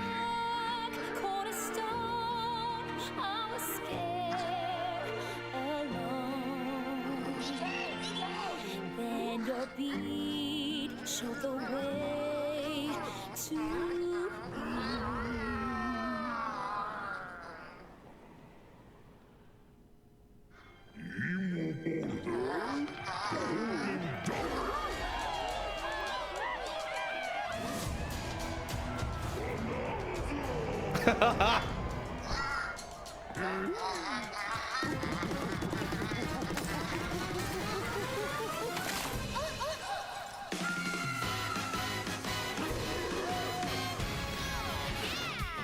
Golden Bananas, the discovery of the century, made right here on Ingot Isle. This is excellent news for #1 banana fan, Donkey Kong. However, just as he's about to enjoy the notable bananas, a sudden tempest sends him deep down underground. As As his adventure begins, DK teams up with Odd Rock, but it's no rock at all. It's actually a talented young singer named Pauline. Woo! Now, Donkey Kong just wants bananas. And Pauline wants to find a way back home to the surface. It's said that one's wish will be granted by reaching the planet core. So the unlikely duo set off on a strange subterranean adventure. The story that's all takes underground? place in the underground world, where the scenery changes the deeper you go. Interesting. Some layers are so spectacular that it's hard to believe you're underground. DK Yeah. can run, jump, and Oh, shit. climb through each environment. He did Using damage his when he incredible landed. physical prowess, you can freely move in any direction. Oh, but shit. that's not all. Speedruns? Almost anything in your path, you can smash, crash, and bash. Nice. Had to find another Ash on that one. You can even do this to a massive rock formation. You know, if you want. As you barrel through obstacles in your path, you'll also collect golden bananas known as Banandium gems. More on those later. Banana. Let's take a look at some of the things this Kong can do. Punch, Nice. smash enemies, Nice. walls, the ground, and most things you can get your hands on with incredible force. Destruction can lead to discoveries, so set off a chain reaction and see what happens. Dive punch. Unleash a powerful punch directly downward. How deep you punch into the ground depends on the strength of the terrain. Roll forward.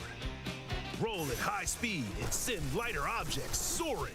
Combine this with punches and jumps to really mix things up. Hand slap. Make some noise to collect scattered items. Beats the shit out of Or enemies. detect hidden objects using sonar. What? You can even use your feet when your hands are occupied. Hell yeah. Tear off. Grab a chunk of terrain and tear it off. That would be what that Tear means, up yes. turnips to find items. And even tear chunks off your foes. Swing. Grab a chunk and swing it to attack. Harder chunks can be used to break stone with ease. Or smash spiky thorns. Chunk jump. Use a chunk to double jump. This will help you reach new heights. Throw. Throw a chunk. Or aim at a target like this.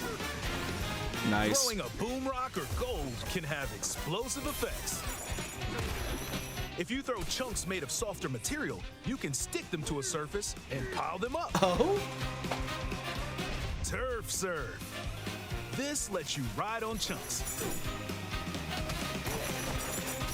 Speed up and aim for smaller enemies to knock them away. Nice. Make music. The power of Pauline's singing will help show you the way. It can also remove these strange seals that someone left behind. You never know what you'll discover in the underground world.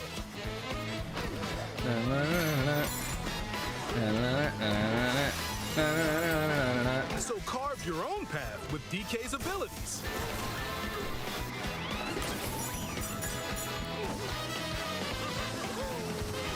This game looks insane. I gotta be honest with you, man. The many layers of the underground world are host to a variety of inhabitants. Some are mysterious and aren't too bothered by DK's destructive tendencies. It looks like Cranky Kong and his companion Rambi are Nice. also venturing through the layers of the world. Then there are the giant elders who This call the looks sick. underground world home. Oh? They're said to possess ancient bonanza powers. Is that, By learning their Bonanza powers, Pauline's singing can do something special. She can make Donkey Kong transform. With Some of this I've seen destructive on Twitter, power, but even hard terrain poses no problem. Plow through the world and smash as much as possible with the powerful Kong Bonanza. Kong Plus, Bonanza. DK can transform into a zebra. He's Sure. as speedy as he is striped. He can even breeze over water or crumbling pathways. That's the swift Zebra Bonanza. Good name. Oh yeah, he can also turn into an ostrich. Of course he can. Flying ostrich. Yep. Spread your wings and soar through the sky. Okay. Will do. Will do. You Why- can use updrafts to gain more air, Sick. then drop egg bombs from great heights to send enemies scattering. Of course, DK has That's eggs. right, it's Ostrich Bonanza. Thank you. I was wondering if you were gonna say that. Bonanza transformations don't last forever though. You can transform again by collecting gold to build up your Bananergy. Bananergy? Oh my god, this game just got so much better by calling that shit Bananergy. Yo, You're not limited cake. to when or where you Fucking transform, and you can pause. swap between What? transformations. Where's So my get mouse? Creative and you I'm sorry. What? You're not limited to when or where you transform, and you can swap between transformations. So get creative and use them as you adventure to the planet core. Got big butt Bananergy. Standing in our hero's way is the Void Company, Sure. the mightiest mining operation both above ground and below. Grumpy Kong works to create gigantic corporate soldiers. Sure. Poppy Kong is responsible for subterranean info gathering, while Void Kong Okay. is in charge of the whole company. This nefarious crew is responsible for the banana-stealing maelstrom on Ingot Isle, and they're heading straight down to the planet core. And all the monkeys want to do is unionize. No! I'm going with DK, so you just stay away! Voidco blocked off all the routes to the lower layers, so no one could reach them. DK and his pals will come face to face with the enemies guarding these routes. So use all the power at your disposal to take on a host of powerful foes. Dang! Cook his ass! By defeating them, giant sinkholes will open, clearing a path to the lower layers of the underground world. Nice.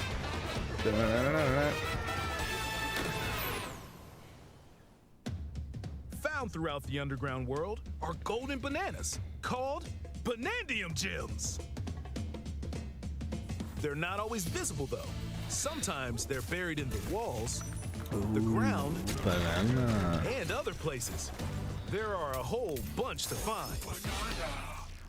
You can also obtain these gems by completing challenges in the ruins found throughout your adventure. Right? Let's do this! It gets better. Like a lot better. Like Challenges keep include watching. time-limited battles, courses where you'll need clever solutions, side-scrolling stages, and more. Keep your eyes peeled to find the Banandium Gems. There are plenty of ruins to discover, Cool. so give them a try. I love the idea of DK having to go up that shit.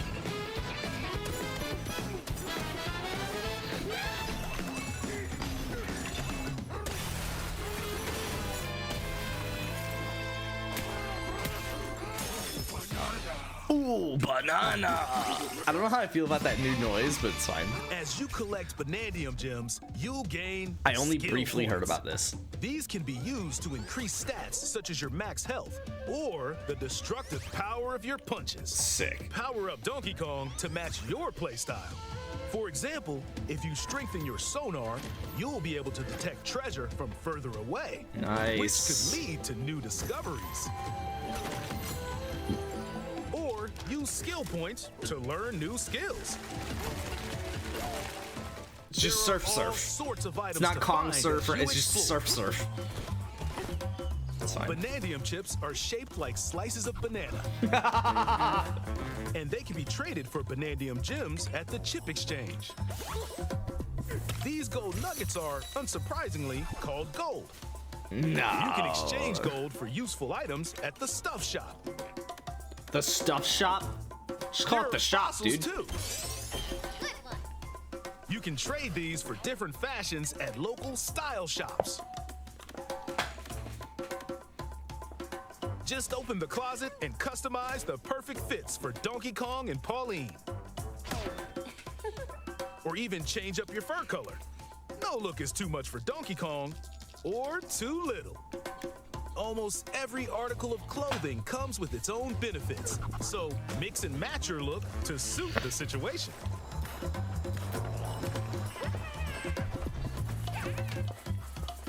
If you find a treasure chest buried in the ground, crack it open, and you might receive a treasure map showing the location of Banandium gems or fossils. Their locations You know will what? be marked I'm on about to say it. I don't care that you broke your elbow. Why does the treasure chest give you a treasure map?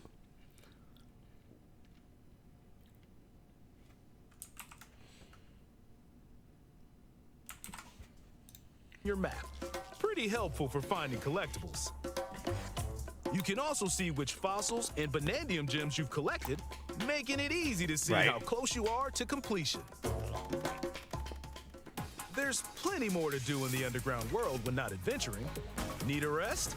Carve out a space and enjoy. On that note, though, you say how's there a 17-minute video on this game?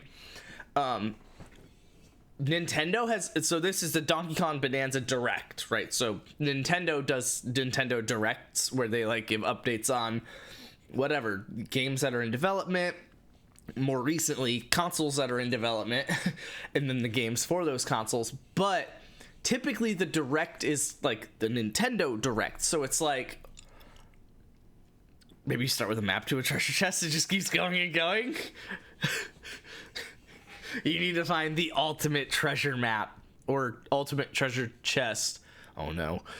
What the fuck was I saying? Normally they're Nintendo Directs where they cover a lot of things, but sometimes, very rarely, they will do a Direct specifically for a game. And I saw a list of the games that they've done it for. Basically, since 2017, they've only given like, it was like 8 or 9 games their own Direct since like 2017. So like basically one per year kind of thing.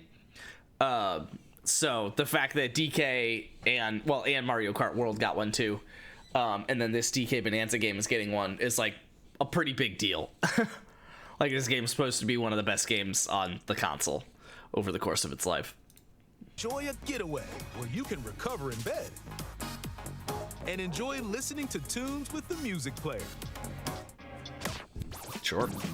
You might even find new discs when defeating enemies. Cool. When it comes to moving between layers, subterranean DK. eels have your back. Donkey Kong is here. These elevators will help you easily move between layers you visited at any time. And if you get lost, no need to worry. You can always teleport within the layer you're currently exploring. Teleport there? Teleport. In photo mode, you can freely change the in-game course. camera angle and adjust other settings to snap pics. That's cute. That's cute. Get a photo like this, or that. Unleash your inner shutterbug and create your own captivating scenes. By sharing a Joy-Con 2 controller or using a second set, you and a pal can control Donkey Kong and Pauline separately to buddy up in local co-op play. As Pauline, you can unleash vocal blasts using Joy-Con 2 mouse controls. You can also copy the material of nearby terrain to give your vocals even more texture. By working together, even tough enemies don't stand a chance.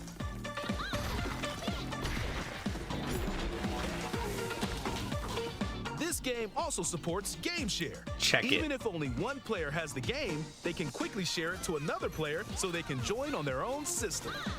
Check It can it. also be shared locally to a Nintendo Switch system.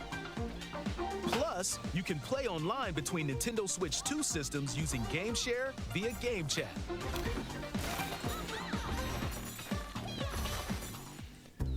If you need a little help with all the platforming action, Assist Mode is the way to play. It guides you in the right direction, That's kind of cool. halves the damage you receive, and more. Assist Mode supports you in your adventure to be the best Kong you can be. Outside of the main game, there's a mode where you can carve stone using mouse controls called DK Oh yeah, Artist. for no fucking reason. Rotate to paint. Oh yeah. That noise. Carve material. Or add some back on. Sure. You can even change the lighting and add delectable banana effects. Give it a try and sculpt to your heart's content. Shout out whoever made that, by the This way. game also supports amiibo accessories. Oh yeah. A new Donkey Kong and Pauline amiibo figure is also on the way. Scanning it unlocks Pauline's diva dress. Sick. By scanning the Donkey Kong series amiibo shown here, gold Kong tiles with Oh, explosive King K power rules will 100% in appear. this game. Every other amiibo released up to this point Okay. is also compatible. If you scan them, you'll get giant spheres like these.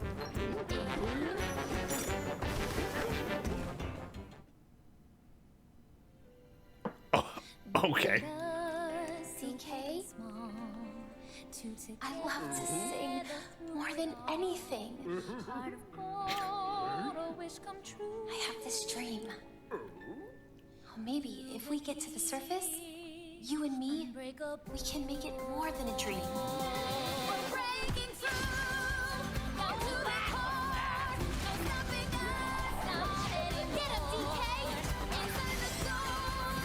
I love the very like. Join the powerful Donkey I'll Kong just shut up. and the talented singer Pauline as they set out on an adventure to the fabled planet Core.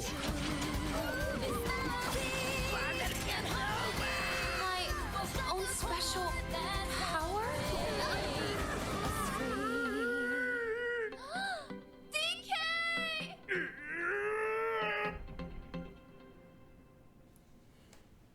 Donkey Kong Bonanza. like they didn't just show the most dramatic part of the whole game and then have the voice come back. Donkey Kong Bonanza. Available July 17th only on Nintendo Switch 2. Pre-orders are available now on Nintendo eShop. The Donkey Kong and Pauline Oh, amiibo man. will also be available July 17th. I'm gonna be so sad when you beat this game when you're on vacation. We don't get to see everything. Because I'll be back from vacation by then. Because it comes out the 17th, which like I can't much leave my house then, man. Like I can't obviously leave my house, but and as a matter of fact, I'll be going back home like the weekend prior. But yeah, no, I have no plans to. What are my plans? Let me be real. First off, not traveling for work after this coming week. Second off, okay, so I'll be away. It's under face cam, isn't it? Fuck me. This is today. Traveling next week. I'm away on vacation on. So I will stream tomorrow and Saturday. And then off for work, travel, work, vacation travel. Technically, that's actually this day, so it's vacation. All the way through. Technically, I could stream the 6th. We're traveling back on the 6th, but I probably won't. But we'll see. So I'll probably be back on the 8th. Then, I think one of these 2 days, Jess is going to a Beyonce concert. With her sister, and then we're going home, going to my parents' place this weekend, and then baby shower on the 26th. What was the 19th? Oh, Jess's family has 2 birthdays that we're celebrating then. Baby shower. So, yeah. So, but that doesn't stop me from... So it releases on the 17th. I should stream it on the 17th. And I will probably hold myself off on playing until the 19th again. And I'm going to try my best to do all of it with Jess, but we'll see like if that's really necessary, if she's up for it, you know, how we do with that. But definitely going to try and get her on that first night on the 17th. And then, yeah, for as long as I can hold her on to stream after that. Yeah. So there's not really anything stopping me from streaming once I get back from vacation. So we'll just have to play it by ear. College football starts. Should be good. Oh, a new game driver is available. Busy ass schedule? Yeah. No, it's wild. People like us, I guess. Yeah. Not until July 17th. So, month out. That's okay. I don't know why I'm saying.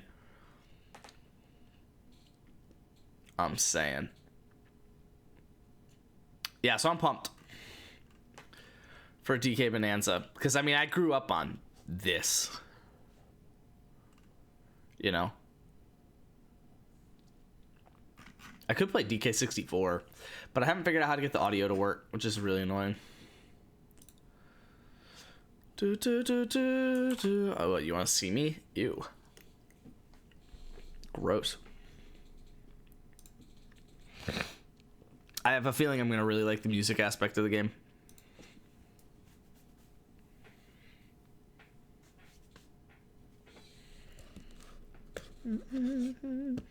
Shit.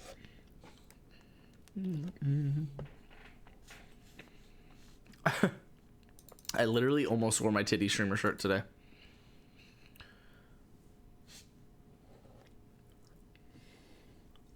Nothing new on the trade block. Nothing new in the calc either. Oh, I need to throw a 5-man in here.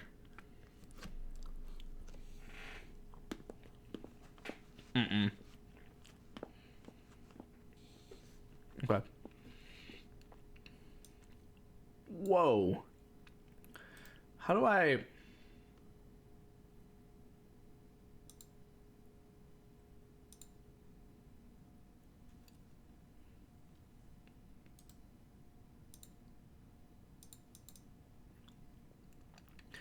Why does it ever do this? Like, there is no content after DP. Nice. So why is the scroll bar fucked up?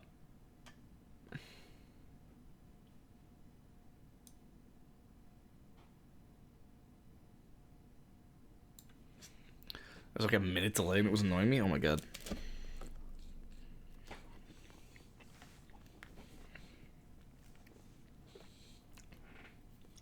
I was gonna say I could have just been slow to reading chat, and then I realized chat literally shows up on screen and tells you how delayed it is, so I used to fuck up the scroll bar, but I haven't moved in the past 6 months. Wait. You used to what?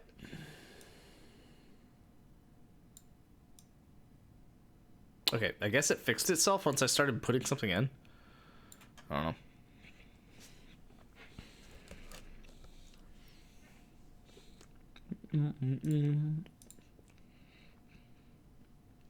Alright, so let's get Brent in on this.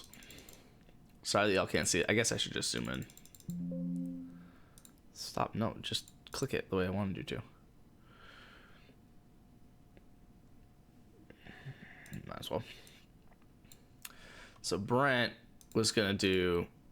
Let me just make the trade that Brent was willing to do. He was willing to send Warren... Might as well do me.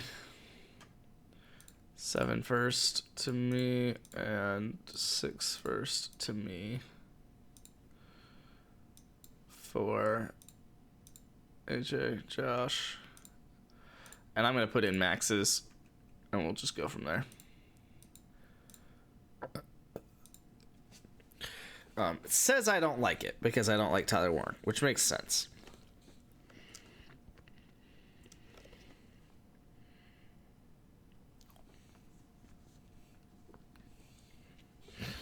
Thank you, Daddy. You're welcome.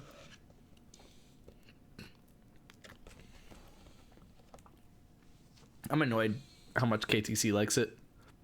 Like, just equal, but slightly better for me.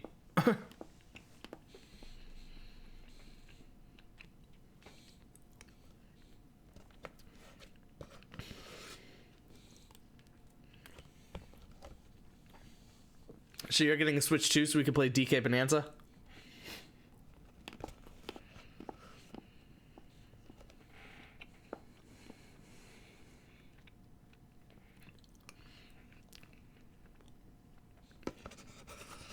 Wait, what are you saying, Wager? I almost called you Luke. Sorry, don't mean to offend you.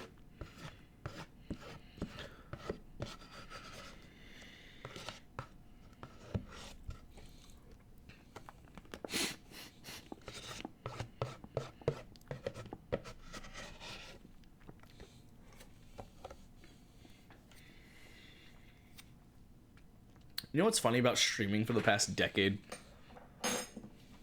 But as I've gotten older, and you know, everyone kind of goes through their phases, and it's true for every viewer, but I guess using Aaron as an example, like, Aaron got a job and didn't change anything about how often he showed up. As a matter of fact, he actually got a job and then stayed for the whole 30-hour while he was fully employed, which is insane. Stayed in stream for however long, but then he gets a girl, and it's like, never shows up again, which is fine. I'm not like complaining or anything. I'm just pointing that out because, on the contrary, Wager gets a girl, and I feel like he went through a lot of phases of like showing up and not showing up through college, and then now he has a job, and it's like, yeah, I'm here every night.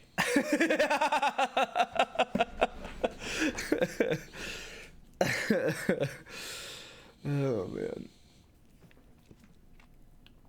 All right. So if Brent gets that, then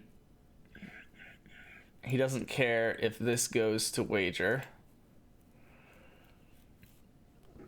Well, hold on. Let's do the Luke side of it now, because I need to remember that you need to get a halfback out of this. So bad trades. And Luke's going to want his first, and you're going to do it, and it's going to be fine. Luke.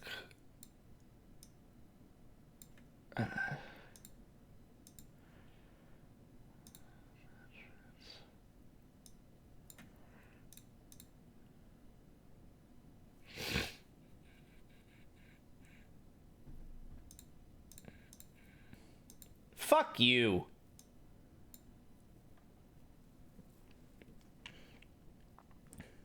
To the strangest dykes. I was reading assistant for a couple of years in college, yeah. But I wanted Kenny in this for a specific reason.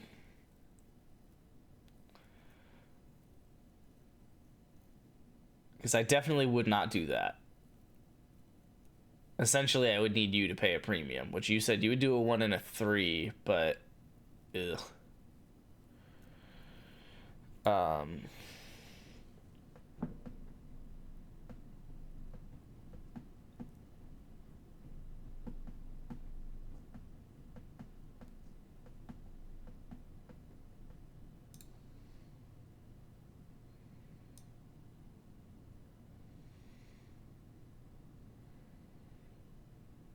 That's not right.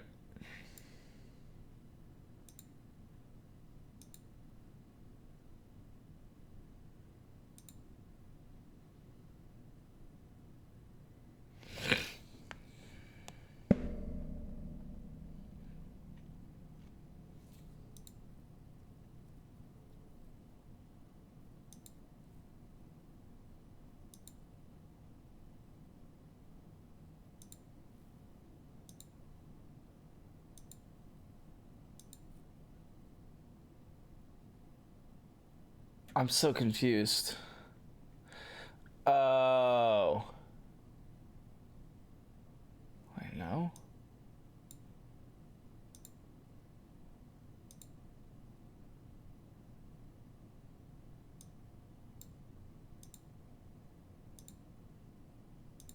Cause yeah, that's all that should change, right?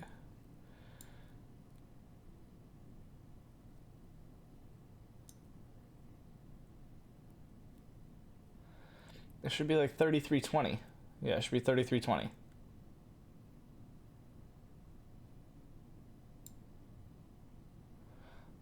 Oh, for none of these I included the first one. Oh, whoopsies.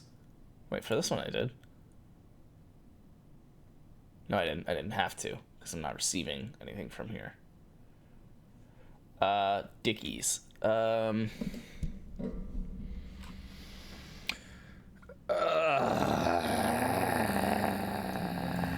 Fuck you.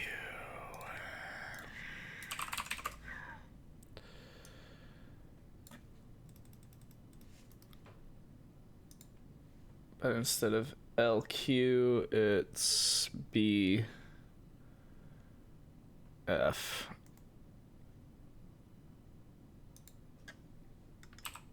Yeah.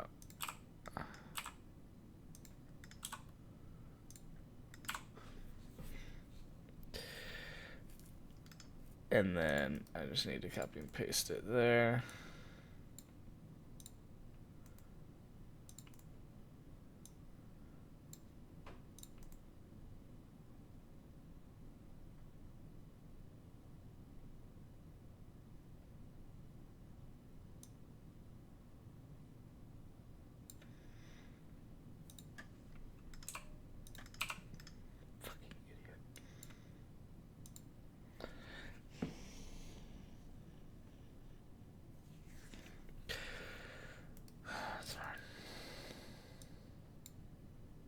Fuck you.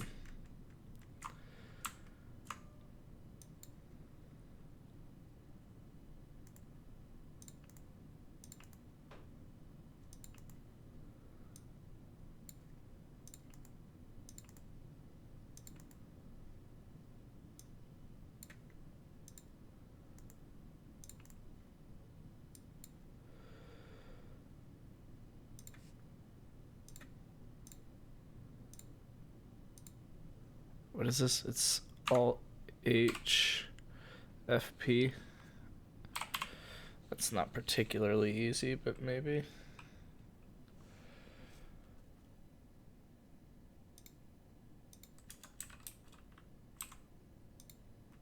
No, I'm not doing that. I'm just gonna take you, click here, click here.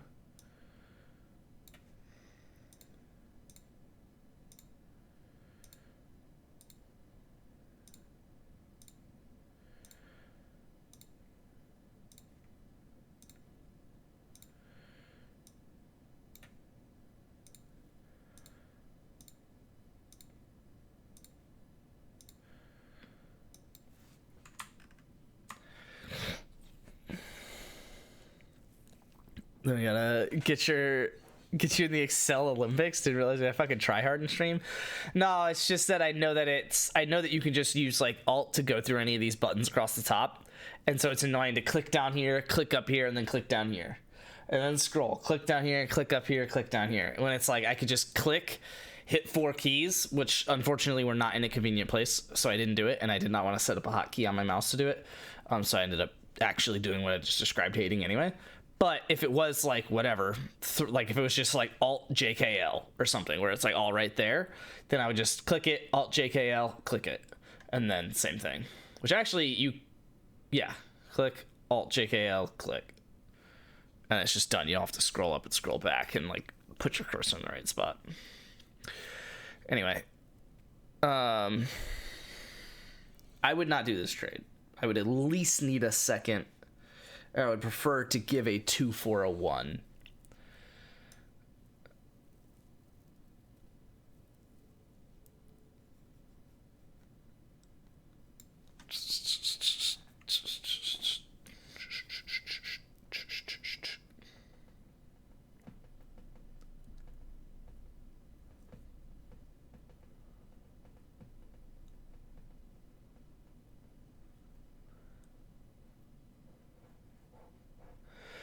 I would really want to take AJ Brown out of Brent's side and get Kenny in here so I get his 1 and 2.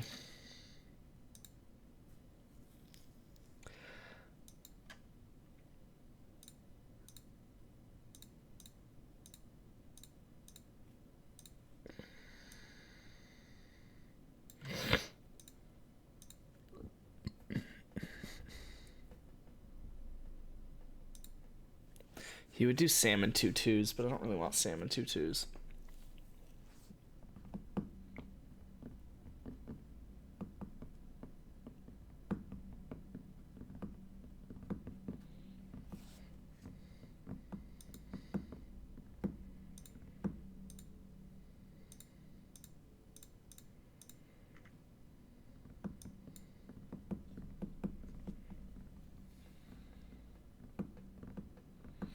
So basically, I would do 2 of the trades that I want, as long as I'm willing to do 1 of the trades, basically down a 2. Then Brent isn't going to do his side. I know, but then I was like, okay, but if I took AJ off of Brent's side, then I could just take something off of what he's sending, but it's not as nicely divided. If AJ's basically worth a 1 and a 2...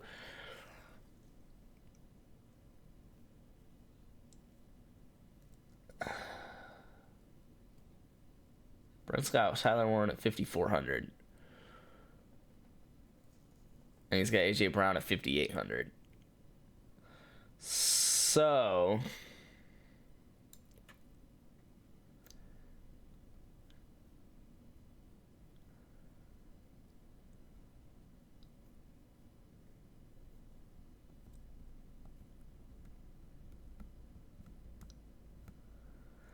So if I took out AJ Brown and Tyler Warren, well, first off, Wager would be annoyed, but that's fine. Because I don't need... Hold on. If you just do the first to Derrick Henry, but then AJ Brown goes to Kenny.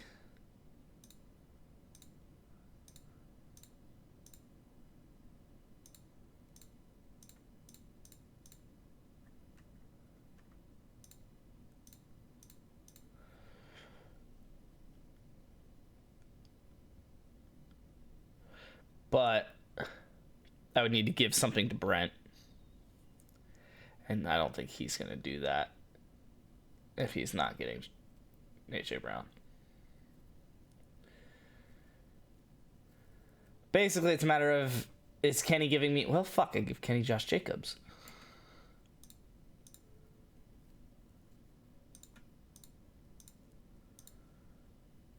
Now, Brent doesn't like Josh Jacobs as much, so I can't fully take out Warren.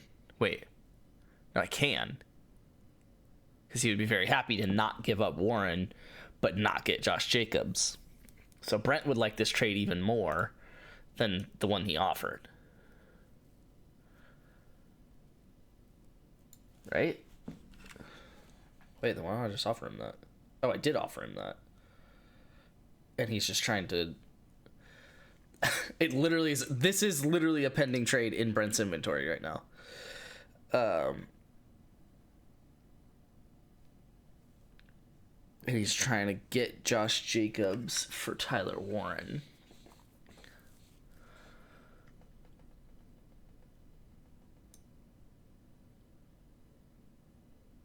I'm just going to text them and be like, it says that you value... The sheet says. I actually still haven't responded to his message, so I do need to do that.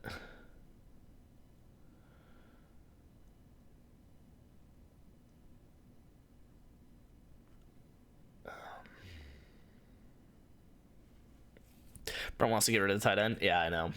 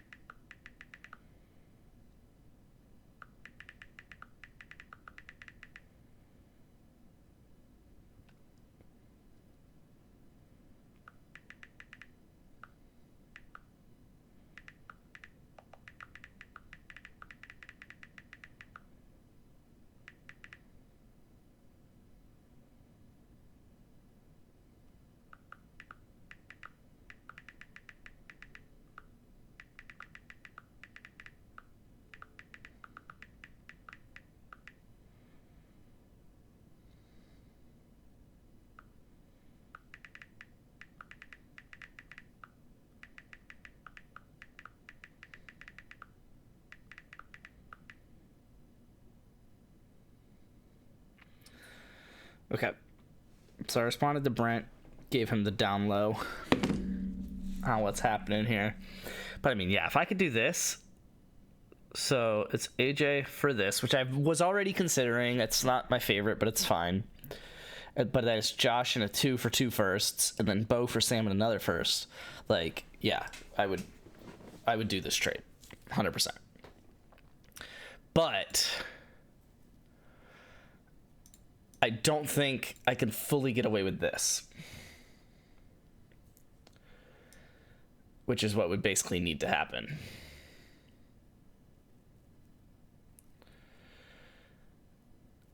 Let's hope Brent is okay with that. To be frank, though, if Brent's okay with that, then, dog, I'm just doing that. I'm sorry I ain't getting you guys involved in this shit. I'm just doing that. But say Brent's okay with that. Say Wager's okay with that, because I know he is, because it's Kenny's pick. Luke is not going to send Henry without a halfback. Fuck. I don't think he wants Chuba, but Luke would be the big question mark here.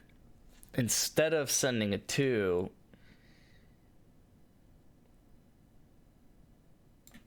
yeah, Luke's not going to do this. Because he is already barely on the fence about Sam and 2 2s for Bo. So he's not going to do Henry, which is basically a first for Bo. No, the last one that Kenny had offered, I knew it was coming. That Luke was going to say that's the worst I've ever seen, and I'm not kidding. Because I was going to tell Kenny that Luke thinks that that's the worst trade he's ever seen, and he's not kidding.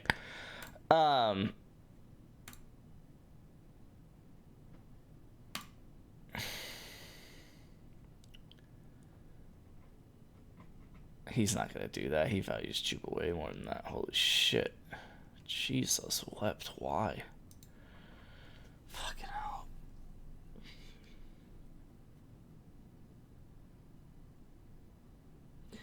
I think I would have to commit to the tank. I'll just wait for Luke to decline it. I think I'd have to commit to the tank. I think I'd have to be the one supplying the halfback, and then I commit to the tank.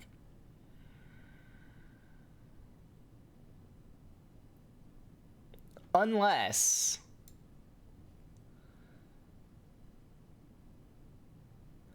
instead of Kenny's first, I took 2 2s and just take Wager out of the trade.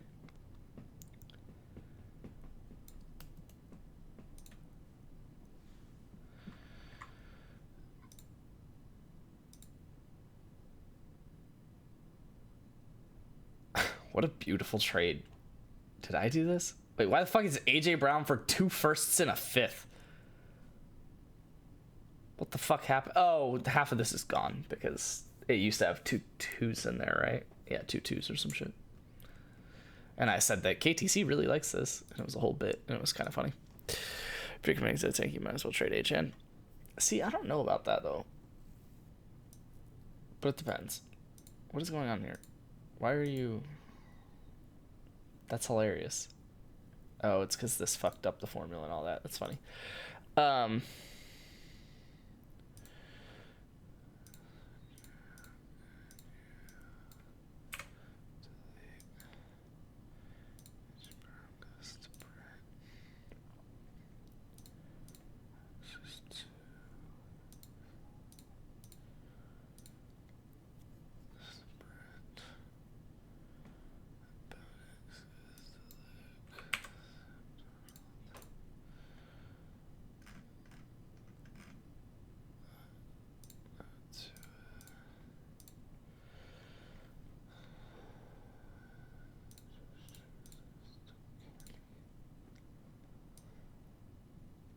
They're actually all pretty just straight up trades.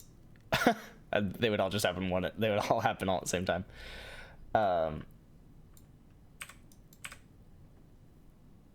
He would definitely do that. I could probably get a 3rd out of him. So realistically, I'd be looking at something like this.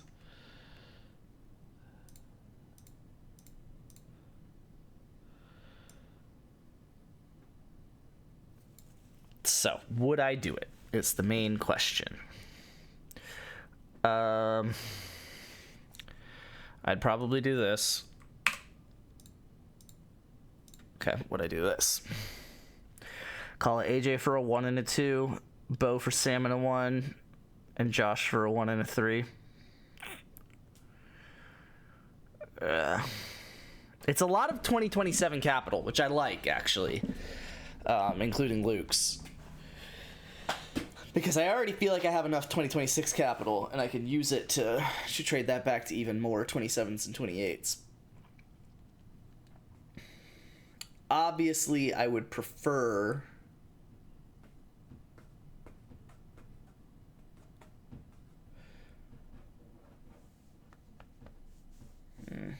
I don't know. I mean, I guess it would be equivalent to shipping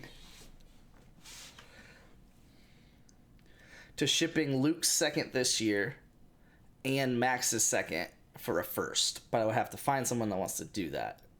And Brent's already offering 2.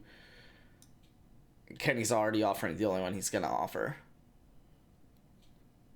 And Luke's not offering another. So as long as Wager's out of the trade, this is the best I'm going to do. But if Wager's in the trade, the only thing he's going to trade for is a halfback, which kind of fucks the entire thing. And I wouldn't be able to trade Bo next. If you're connected. No. I already read that.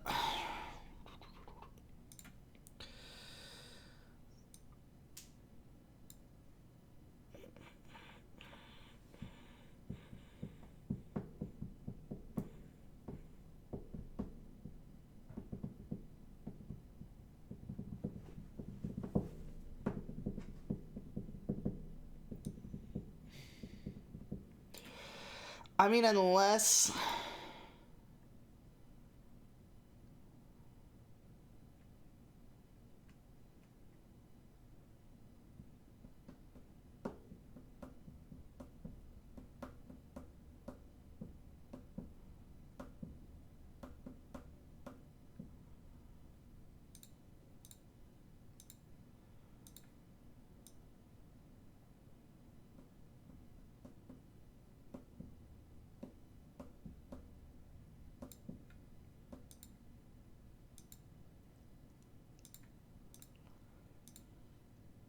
that? Something tells me Brent won't, or Luke won't do that. Something tells me Brent would do that. Probably.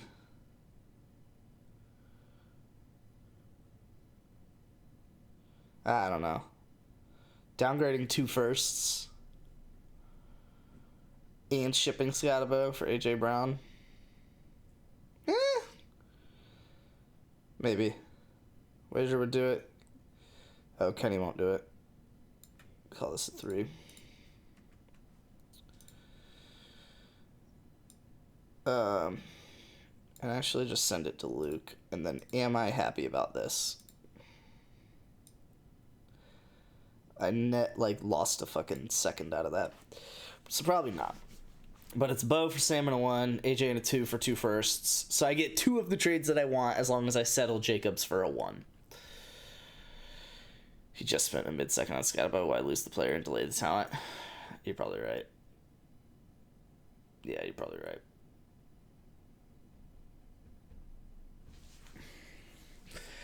But no one else is going to be willing to pay the price. I mean, unless Luke's willing to pay the price.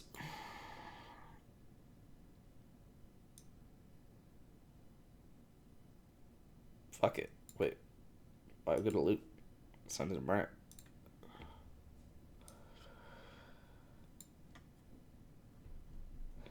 I feel like that's asking a lot of Brent to like that. Asking him to do a 3 for 4 does not sound like something that he would do. But I digress. Maybe. The value is there. KTC and his own mouth. So. Luke is winning via KTC. He's got Derrick Henry probably a bit too high and would accept that, and then would probably just accept the trade as a result. Maybe not, though. And he might want like a 3rd from me or something, but and I'll probably just send him a 4th and shut him up. And then something tells me Kenny would do that. Especially because he still gets to keep his 2 this year, right? Oh my god, he doesn't have a pick this year. He has a 4th round pick this year. And a 5th. He has a 4 and a 5. Outside of that, he has to wait for all of his talent. Yeah, so Kenny being able to trade for talent right now actually is really big for his team.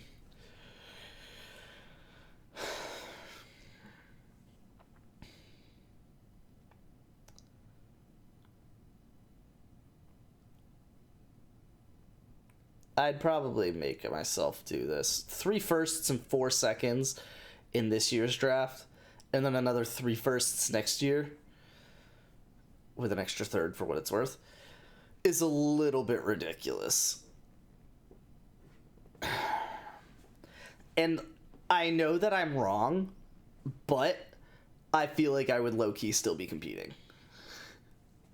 I wouldn't even necessarily want to. I would probably want to commit to the tank and go ahead and send... I don't really have old people, though, is the problem. Like, once I send Josh Jacobs and AJ Brown, like, I don't really have old people. I could probably send Russ for, like, a 3. I mean, honestly, it would be Sam Darnold would be the next one. I don't think I can send Russ for a 3, but even Russ for a 4 or something. I don't know why you want to trade Bo Nix for Darnold and 2 2s. Well, because the way this trade's working out, it's not Darnold and 2 2s. It's Darnold and a 1. I would trade Bo Nix for Darnold and a 1. And I would trade AJ and a 2 for 2 firsts, which you already know. So then it's like... So it's essentially... The way I see it is... It's Bo Nix for Darnold and a first. Call it Kenny's first. And then it's AJ and a 2 for both of Brent's next 2 firsts. So yeah, it's only Josh Jacobs for a 1, but it's Luke's 27 first. So it's like if I was ever going to do Josh Jacobs for a 1, it would be for that 1 and under the stipulation that I got the 2 other trades that I wanted to get done. So yeah, I'd probably do this. Also, shout out to my values being nowhere near KTC's values, but them just also working because the same things are true on the other side because I'm getting what I want. Actually, this is literally 1 off, so fuck you. But these 2 are inflated. I don't think this is crazy. I think Wager has what he wants. He has his halfbacks and the rest of his picks, I should say. Luke upgraded to Bo Nix and got younger at halfback. He really needs to bank on Scatabo and frankly should probably take Tyrone Tracy from Kenny, but it's not an insane trade despite this. I know Luke's going to see that and just say, no, I'm not going to do that. But he keeps it too. So honestly, he can probably trade another 2 for Tracy and round his team out. Not that he would do that because he's going to say, why would I have 2 halfbacks from the same team when only one of them puts up points? But for sake of argument, let's just complete the trade as if that happened. Kenny likes it less, which I don't believe. But Luke does like it more. I think Luke would force himself to add his 2 for Tracy. Oh, oops. Sit back. Thank you. You're probably right. So this would be more realistic. And I free up a bunch of roster spots. I free up 2 roster spots. And pocket 4 firsts. I would not have 4 seconds anymore. Sorry. I would have 3 firsts, 3 seconds. And then next year I would have 3 firsts. So honestly, what I'd probably do is I'd probably trade back one of the 26 firsts, whichever one was in position that I wanted to trade it back, or an early 2 if I have one of those, like my own or something, for a future first and potentially something, 27 or 28 first and something if I could, depending on obviously where I'm trading from. And then I would have my 5 picks just out of the firsts and seconds.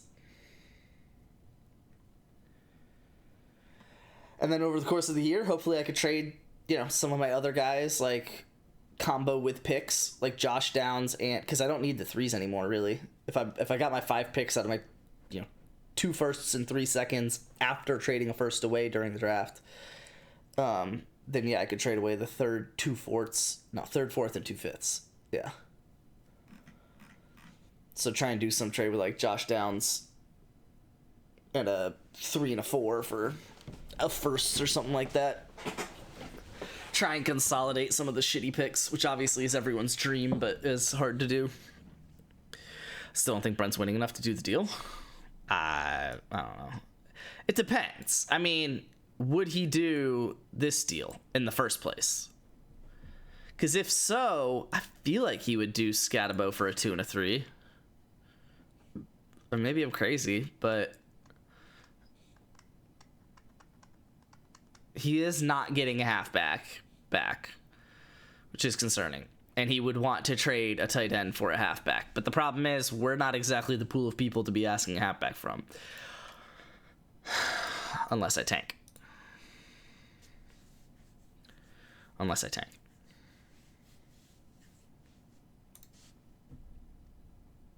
Brent wasn't huge on Kyron. Okay. So, instead of Luke sending Derrick Henry at all, I send Kyron to wager. I do think this is like a reasonably valid trade. I think you are right about the biggest concern being Brent. Because I think the concern is Brent in the first place, as far as whether he would even do AJ in a 2 for 2 firsts. Because if not, then yeah, he's probably not going to add in Scatabo for a 2 and a 3, because it doesn't make up for what he already didn't like about the rest of it. So, but what if that's not what happens?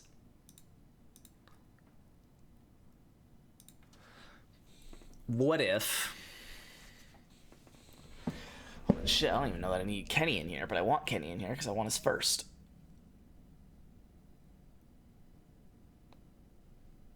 Wait, no, I had this. Never mind. You keep Josh Jacobs. It was Kyron to wager. I'm going to add a 2 for the fun of it. See what I can get out of this. There's not going to be enough firsts in this fucking league for me to grab, but I'm going to try it. I don't know, straightens. Let's just leave that there for now. I don't want to have to decide yet. And then because Luke would not be trading Derrick Henry, he would just do Sam and 2-2s, so he would not get Tracy or Scatabo, but you would be giving this, call that to me, and that way we're back to Brent being happy. We'll see if he accepts something like that.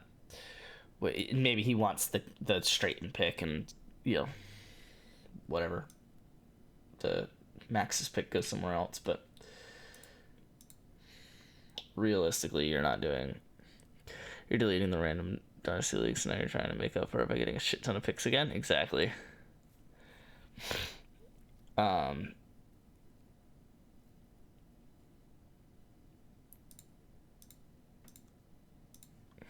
I know that you're not going to do this, but I'm putting it in anyway because I want to start. If I'm tanking, I would really prefer to do exactly what I'm crafting. So let me put it in there.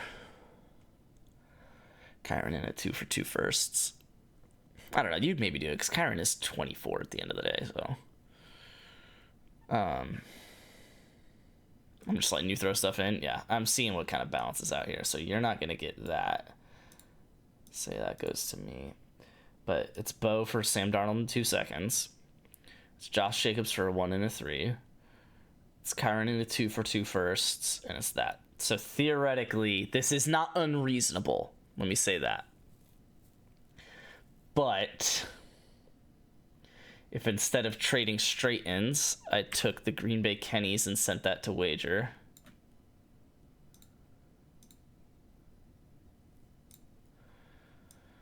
And honestly, fuck it. Just for simplicity, let me take that out and send the other one to Brent.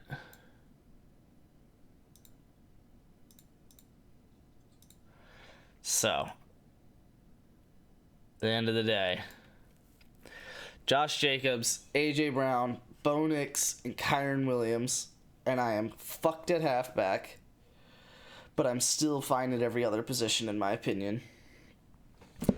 And I have 4 firsts this year, 3 firsts next year, with 3 thirds next year, and Sam Darnold.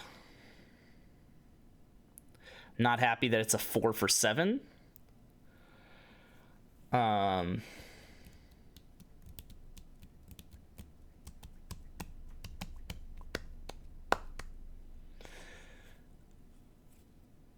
I would prefer, not that he's going to do this, but I would prefer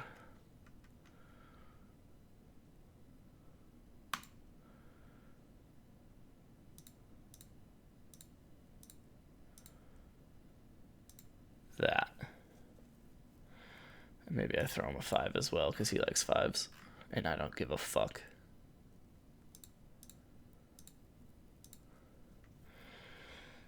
Kenny shows happy.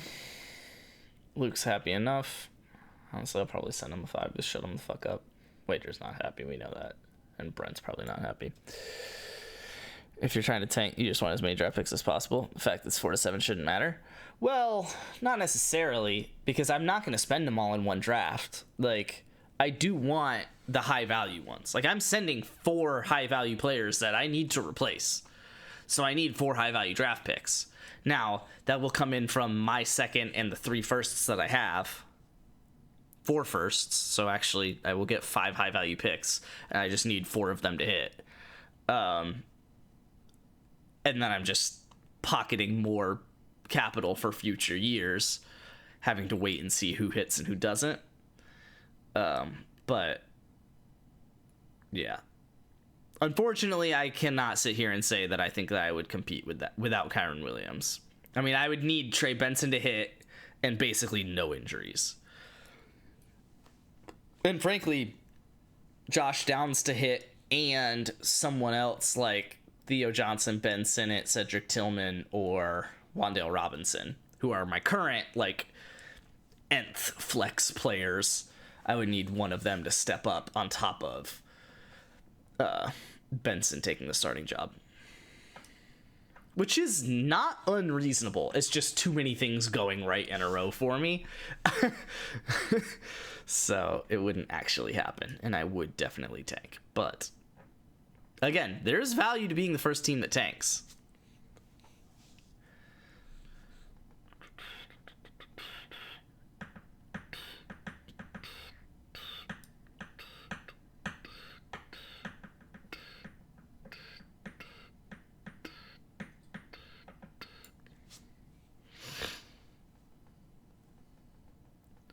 What's your insight? Yeah, I'll sit on your insight right now. I don't think it's a crazy trade for you. You're going to say, I don't want to trade Luke's first. I want to trade my first in the next year, which is fine until you have to pay $30 to Brent. I'm not trading 2 firsts for Kyron in a 2. Or that.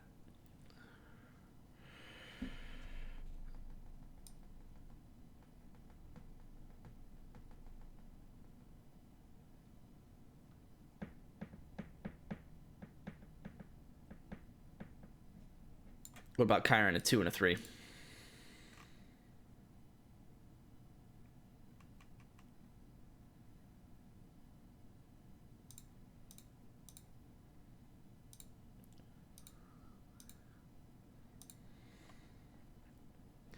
What about that?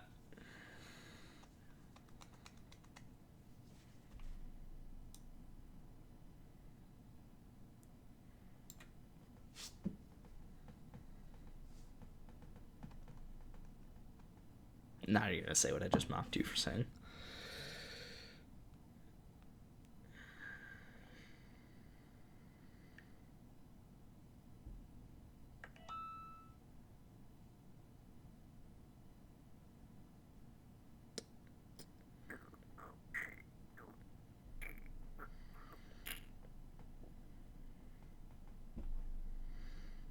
Sure.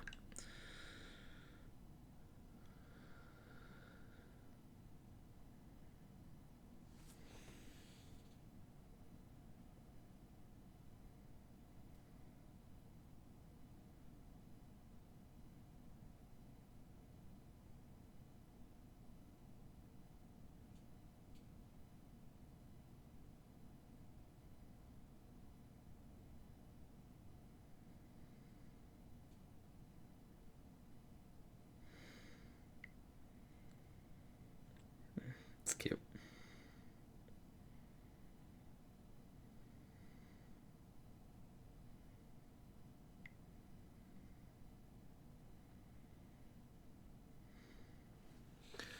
You still wouldn't do that? Okay. Sure. That's fine. We can kind of bitch about having to pay, but I honestly couldn't care less. I'm already going to be paying eventually, so now or later doesn't matter to me. Yeah. And it's $30. It's not like it's an amount that you're gonna sit here and say, oh, if I had been invested in the stock market for a year, then it would have grown this much. And like, nah, it's just $30.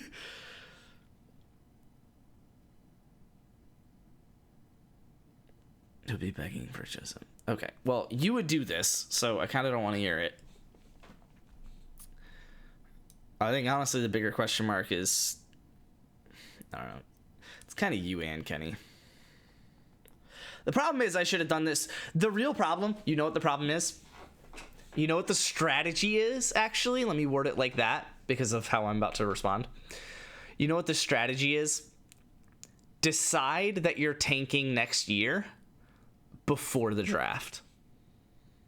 And it doesn't even have to be like the draft, like going into the like for this year 2025. Going into 2025's draft, you don't have to be trading for 2025 draft capital. You're tanking. So the idea would be to trade basically your entire 2025 draft for 2026 draft plus and trade players, accept the tank for a season, and then you just have a disgusting amount of capital, and it all happens at a time where people are willing to do that stuff so that they can move up in the draft and things like that. That's 100% the right strategy. 26 picks would have been cheaper before the 25 draft. Exactly. And 25 picks would have been more expensive. And frankly, so would have players, really. Honestly. But I guess it depends how you look at it. Not relative to picks. So people would have been more willing to trade it. I'll say it like that. Players. And picks would have been more expensive. So yeah, you could have just traded all your 25s out. Let the 26 be as cheap as they are. Like, I bet you I basically could have done this trade with you before the draft. It doesn't affect the draft at all. It does not affect the draft at all. But I bet you on draft night, when you're sitting there picking a Mika Egbuka and passing on another halfback, you'd be like, yeah, I'd trade 2 firsts for Kyron Williams and a 2. So. Especially if the 3 that you're getting is whatever. I offered your dad 210 and Luke's 26 second for 203. And I offered the trade. He accepted, just so he had some. Yeah, exactly. Offers, hoping he'd accept one. Exactly, because people just want you to accept their trade. So they offer. It's kind of where I'm at right now, where it's like, I just want someone to accept AJ and a 2 for 2 firsts. So I just sent it to everyone in the league. I don't really care who accepts. You know? Pre-such during draft, I probably wouldn't have did it. Okay. Well, you would have probably did. You would have did it. I don't really know what we're talking about.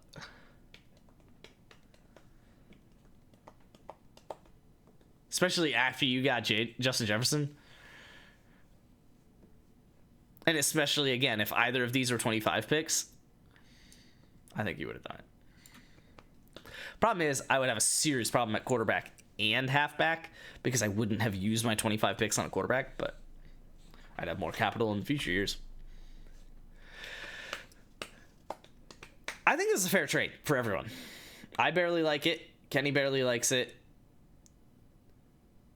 Brent is considering it. Luke is legally considering it, even though I think he accepted it. It all just comes down to Wager, because obviously Wager's like, no, I want you to add another 3 to the trade because I don't like it. Actually, no, I still don't like that because I don't want to give up 2 firsts for Kyron, even though the value that I'm getting back is way better because I'm going to have to fill out my team after everyone ages out next year because I'm paying for 30-year-old halfbacks. Just a meaningless 26 picks order. He wouldn't take a 26 second to move up 7 spots, but instead took like the 305 and a 5th or something. Yeah. Yeah, no, I agree. And that's where it's like, and that's where I'm kind of sitting on all this, where it's like, yeah, I could build up this massive trade right now and tank going into the next draft, or I could just compete this year and then still do what I just said, which is prep to tank before the draft. And just be cool with it for a season. Then I you know, hopefully made top 3 and at least made some money back. I don't know. I think it'd be really hard to do that, though. If I just got top 3 with the age of people that I have, I'd run it back. I'd run it back. But you would do this trade. It's literally the only... Is mine all green? I think mine's all green. Yeah, okay. I was about to say, it's the only... Of the 5 of us, the only one that's all green, but that's a lie. But still. Adjust your values. Like, fuck you. I wouldn't trade 2 firsts for Kyron, a 2 and a 3. Then you don't value Kyron at 6,100. Don't really know what else to say. What if instead of the 7 from the Kennys... Hold on. What if that went to me? And that went to Brent. Brent would hate it, but I would like it in theory, so I'm going to act like that's what I'm going to do.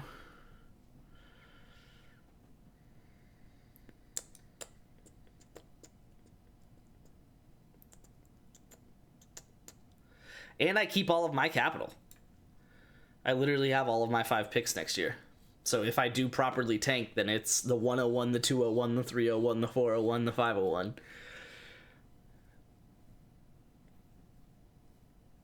So that could be good.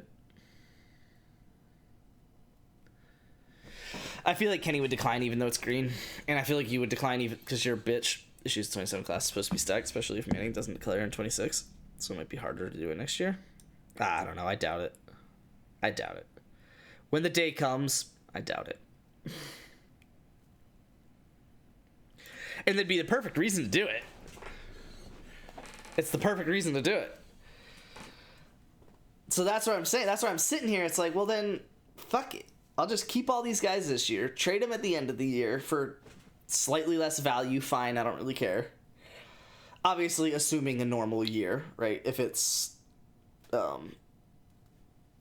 did he capitalize the second E in 3? He's trying to make it, like, tight end. So you should, like, you capitalize the T and the E, but why'd you capitalize the second E? You should have done the first E, so it's, like, closer to the T. Whatever. Yeah, I can still compete this year. Sure, I get less draft capital back, but... Again, I think the value comes back to itself if you decide to tank before the 26 draft. And tank in 26. So.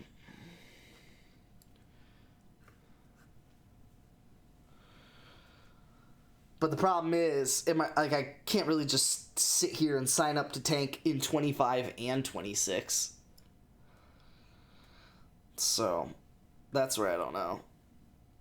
Especially after I just spent what I did to try and fix my quarterback position, which I guess quarterback of all positions would be the one that's fine to ride with. But, I mean, Sam Laporta would be 4 years into his career.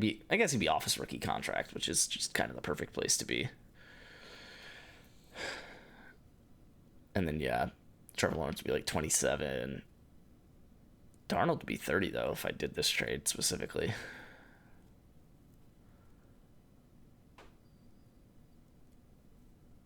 I don't know. Yeah, you didn't spend a ton to fix your QBs. Just 2 and a 3. Yeah. A 2 and 2 threes. Well, and another one. Because I got Russ and 3 rookies. I may have spent a 4 on Howard. I don't remember. Was it the 404? I think it may have been the 404 on Howard.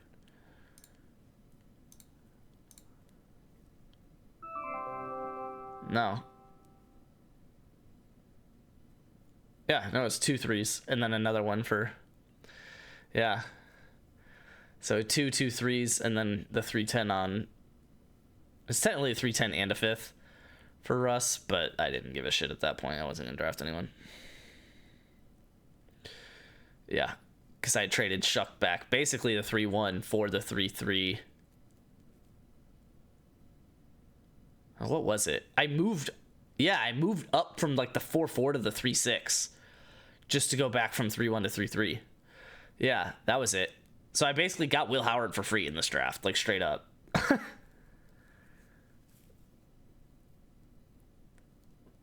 No, I think Pat Bryant was a steal of the draft. I think Pat Bryant was a steal of the draft. I could not believe that he just kept falling. He's a third round pick, like an actual third round pick that just got drafted in the 5th round of our draft. Like, what? I think the next steal is Ferguson. And if Achan gets hurt, it would be Gordon, but I don't know about, I mean, obviously it's a big if. I think the biggest steal of the 5th round is Bryant. 4th round is Ferguson. And the 3rd round, probably, it depends. I want to say one of these 3 picks, but like, of course I do. They're the first 3 picks of the round. The 3rd round's a big question mark. Just a fat fucking question mark across the board on the 3rd round. Ferg was a great pick. I really wanted him before 6, yeah. That was another one where I just, like, I kept seeing him fall, but I didn't have any more picks, so I was like, oh, fuck it. I was considering it with 310, but I was like, I really don't want to go into this year competing and not have a 3rd quarterback and just have fucking Ferguson and, like, just, I don't fucking need him. So I was thinking really short-sighted with it, but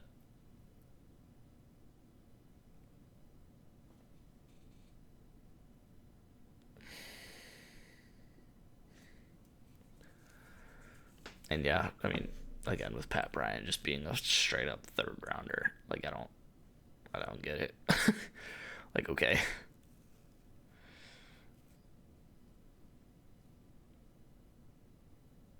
ETN and Restrepo in your queue. Yeah, and Cam Miller, who got picked up after the draft. A lot of this was just like anyone who had any value, and Riley Leonard. You love my team? No, I mean, I wouldn't want it.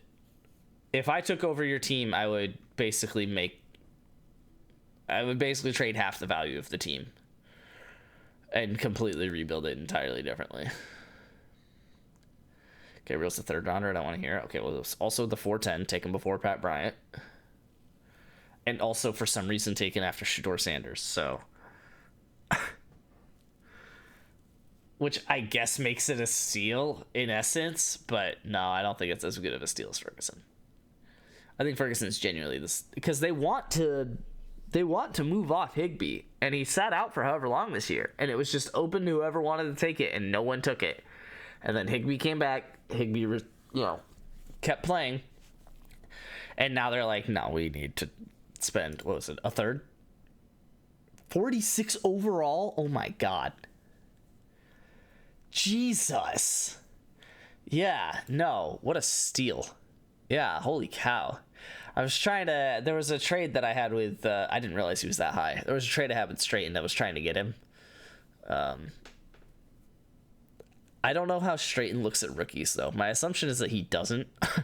And so you could just pluck a 4th round rookie off of him for basically free. Probably should have went Royal over Hunter, but I really liked him. I don't know. It's, I guess, similar to Ferguson. Arroyo is just playing in a situation where they're trying to replace tight end, but not spend value to do it. And so they keep just getting some mid-ass guys to play. In your situation, it kind of makes sense because you have Fant. But, I mean, you needed a fucking halfback, so you got to hope on something. And he's a 4th rounder that you took in the 4th round, so that's fair. Purely a dynasty stash. Was he a 2nd rounder? Not as high, though, right? 50. Well, basically right behind him. Yeah, I don't know. I'm not as hyped about it. I don't really understand why. I guess because Fant's still 27, and they just re-signed him last year? Something like that. But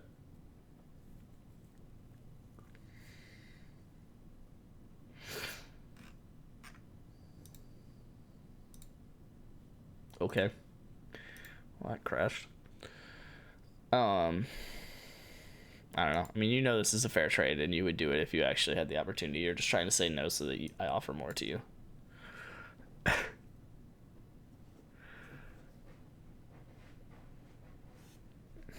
So hold on. So Bo for the 1 and 2. Call it Jacobs for the 1 and 2, because fuck it. Or 1 in Sam, sorry, on the previous one. Oh, wait. No, call it AJ for the 1 and 2. Call it Jacobs. Wait. This isn't perfect because of the way it works out.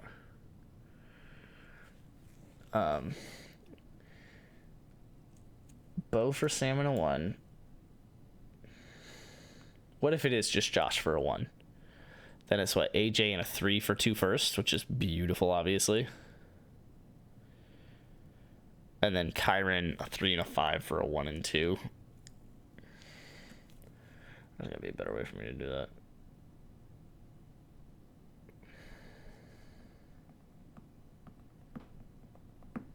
I don't know. Seriously, I would not do that. What a buzzkill.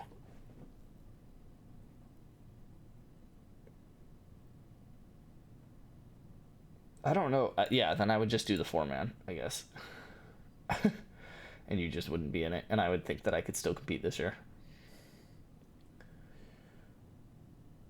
Yeah, this is a lot cleaner of a trade anyway.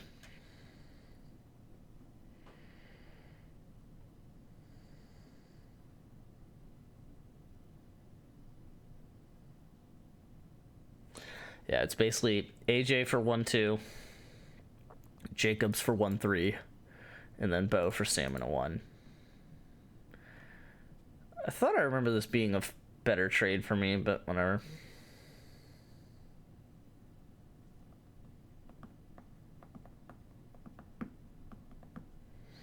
So I just get the extra 1st and 2nd this year, which I don't even really want. But I get 5 seconds and 2 firsts. And then I still walk into the next year with 3 firsts and 3 thirds. I guess that's kind of why I want it, because I'm already set for 2027. Someone's going to do a trade like this. Someone's going to start to tank. Why not me?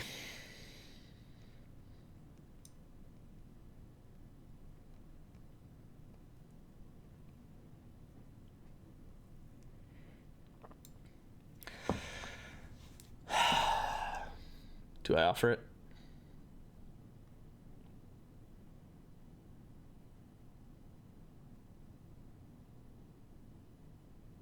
Henry Ruggs trending up. I saw that. Ooh, just Sean Corbin. Who the fuck are you? Leading the UFL in rushing. Cute, cute. Shout out to him wearing a Giants jersey and being 24, but coming from the UFL. And obviously being behind Bijan.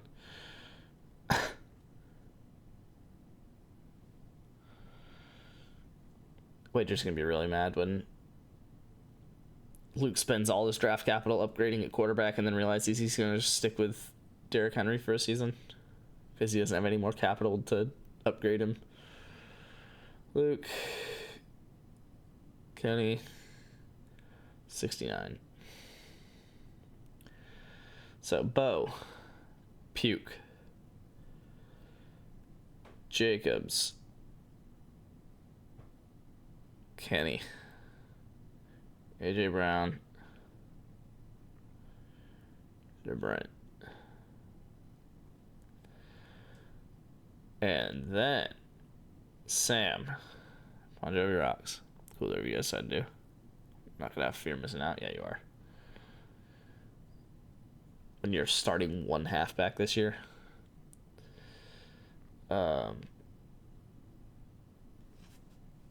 I guess the Kenny's pick goes to Brent.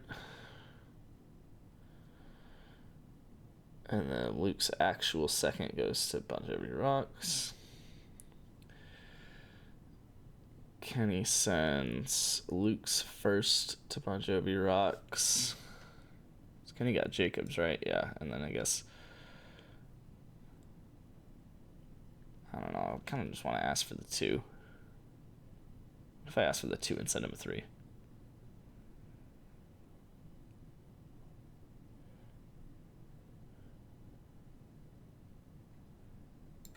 Ask for the 2 and send him a 3.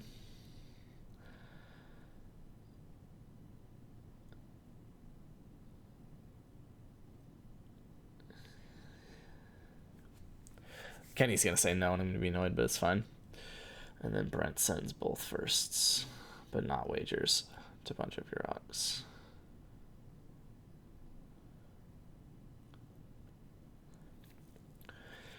Alright, let's review. So, Luke says Sam, 226 twos for bow. Brent says 6 and 7 first. Well, Kenny's I adjusted, but that's what I want to offer. And then Brent's AJ into Kenny 2 for 6 and 7 first, which yields me. Honestly, the only thing I wouldn't like about you guys getting a trade done is you guys not looking at anything until September. No, you know that wouldn't happen. Let's be very, very real right now. 7 first from Hawk, 2 firsts from Brent, and 7-2 from Kenny. And I just have to ship the 7-3 to Kenny with Bo, AJ, and Josh Jacobs. I'm gonna offer it.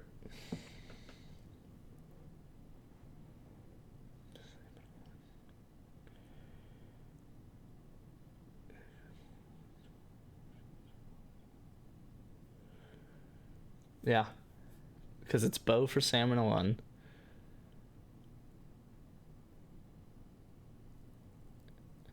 AJ for a 1 and a 2, and then Jacobs and a 3 for a 1 and a 2. Which isn't the best value, but I like what I'm getting out of Sam Darnold, so. Or the Sam Darnold and a 1. And I like that I'm getting Luke's 27 first, so.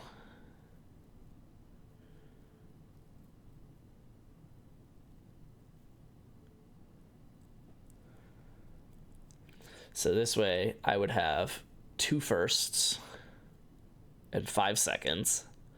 And then next year, it'd be 3 firsts and 2 seconds.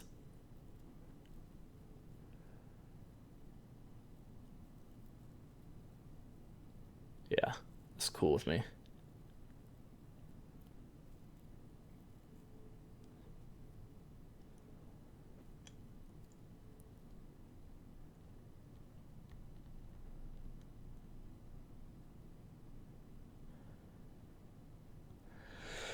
Can't believe I offered it.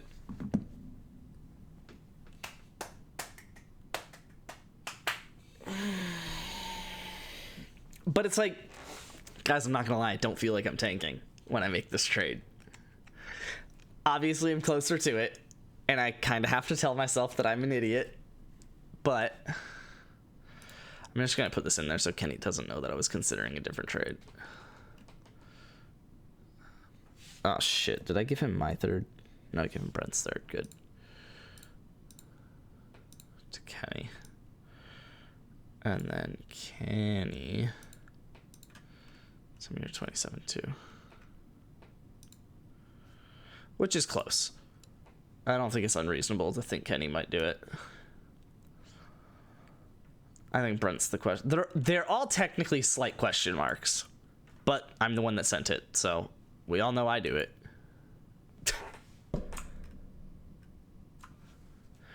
Now instead of the Steelers or the Falcons, so you'll always be stuck near the beginning, but never bad enough to be the top? Nah, I mean, maybe. But nah. Why does everyone zoom this shit out? It's really annoying. Now, at least, if it's at 100, that's whatever, but...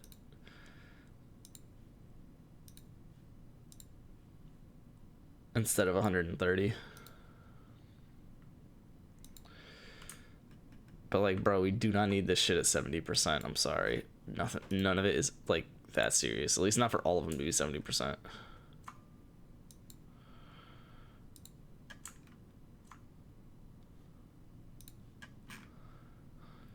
I like putting the sheet back into like a well accepted state. Where like my cursor's in the right spot on all the tabs.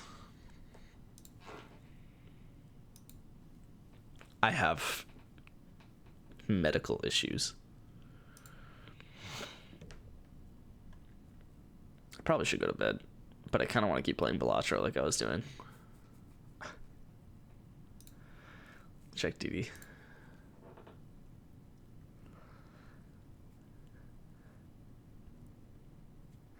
Yeah, I'm curious to see how this is going to change. I mean, obviously the draft capital is going to fucking go through the roof. I mean, because I'm taking 2 firsts from Brant. So that alone is a good chunk of his value. I mean, it's like 28% of his value. Call it 25 because that was nerdy. 25% of the highest. He's first for draft picks, right? Yeah, he's first for draft rank, and I get 25% of that, plus another first, 2 twos. No, another first and 3 twos for a 3.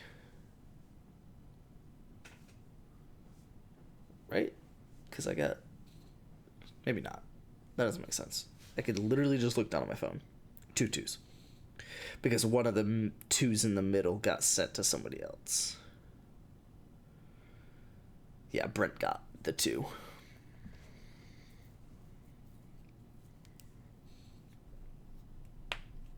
What an insane trade. By far the biggest trade in league history if it gets accepted.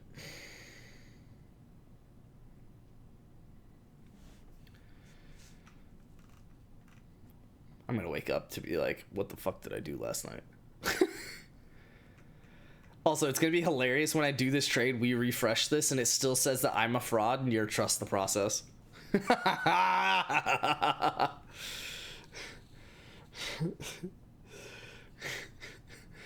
So it still says I'm a better team than you. Nah, it'll probably say trust the process for me, because I'm getting rid of... Well, where am I at? The number 2 QB rank is going to plummet pretty hard. Not super hard, but pretty hard. Honestly, though, the fun bit in this is once you commit to a tank, like, bro, I don't need Russell Wilson on my team.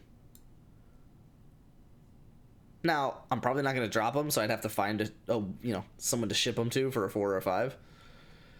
I would like a 3, but that's not realistic. But it's like, yeah, like I don't need Russell Wilson. But I also don't need to get rid of Jalen Wright or Marshawn Lloyd. Like, I might as well hold on to them now. Because I just freed up 2 roster spots and potentially 3 with Russell Wilson. So I could pick up 3 more flyers, keep Jalen Wright and Marshawn Lloyd. And then just, yeah, I mean, no one is going to age out of this team. I would prefer to pick up some tight ends, but it seems like most of them have been claimed. Shout out Wagers waiver claim yesterday. But also I could probably do Wagers little chicken a 3 for a 2.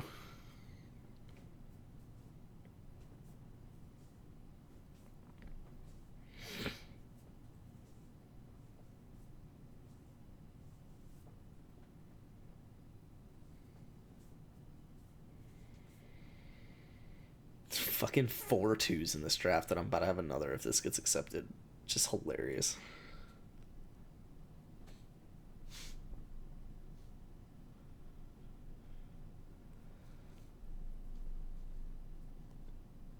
What a wild trade.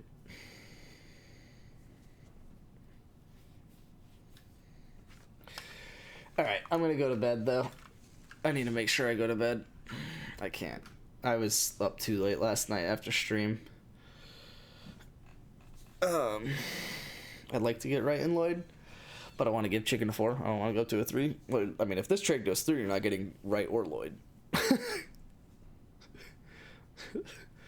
So, that.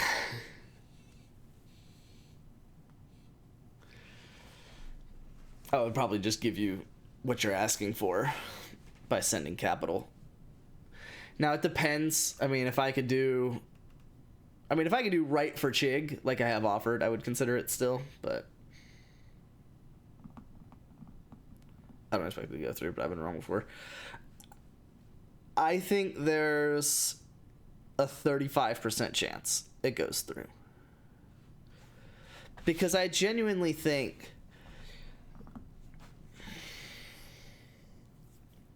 I don't know. It's like I give each individual person like a 70% chance of accepting. Which, what's 0.7 to the 3?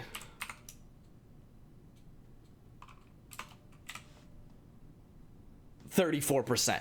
Yeah, so I give it about a 34% chance that this trade goes through. God, I'm a fucking nerd. I'm going to bed. Hope you guys had some fun in the stream. Big people do good things. I love you guys. I'll see you guys tomorrow. I'm out. Deuces.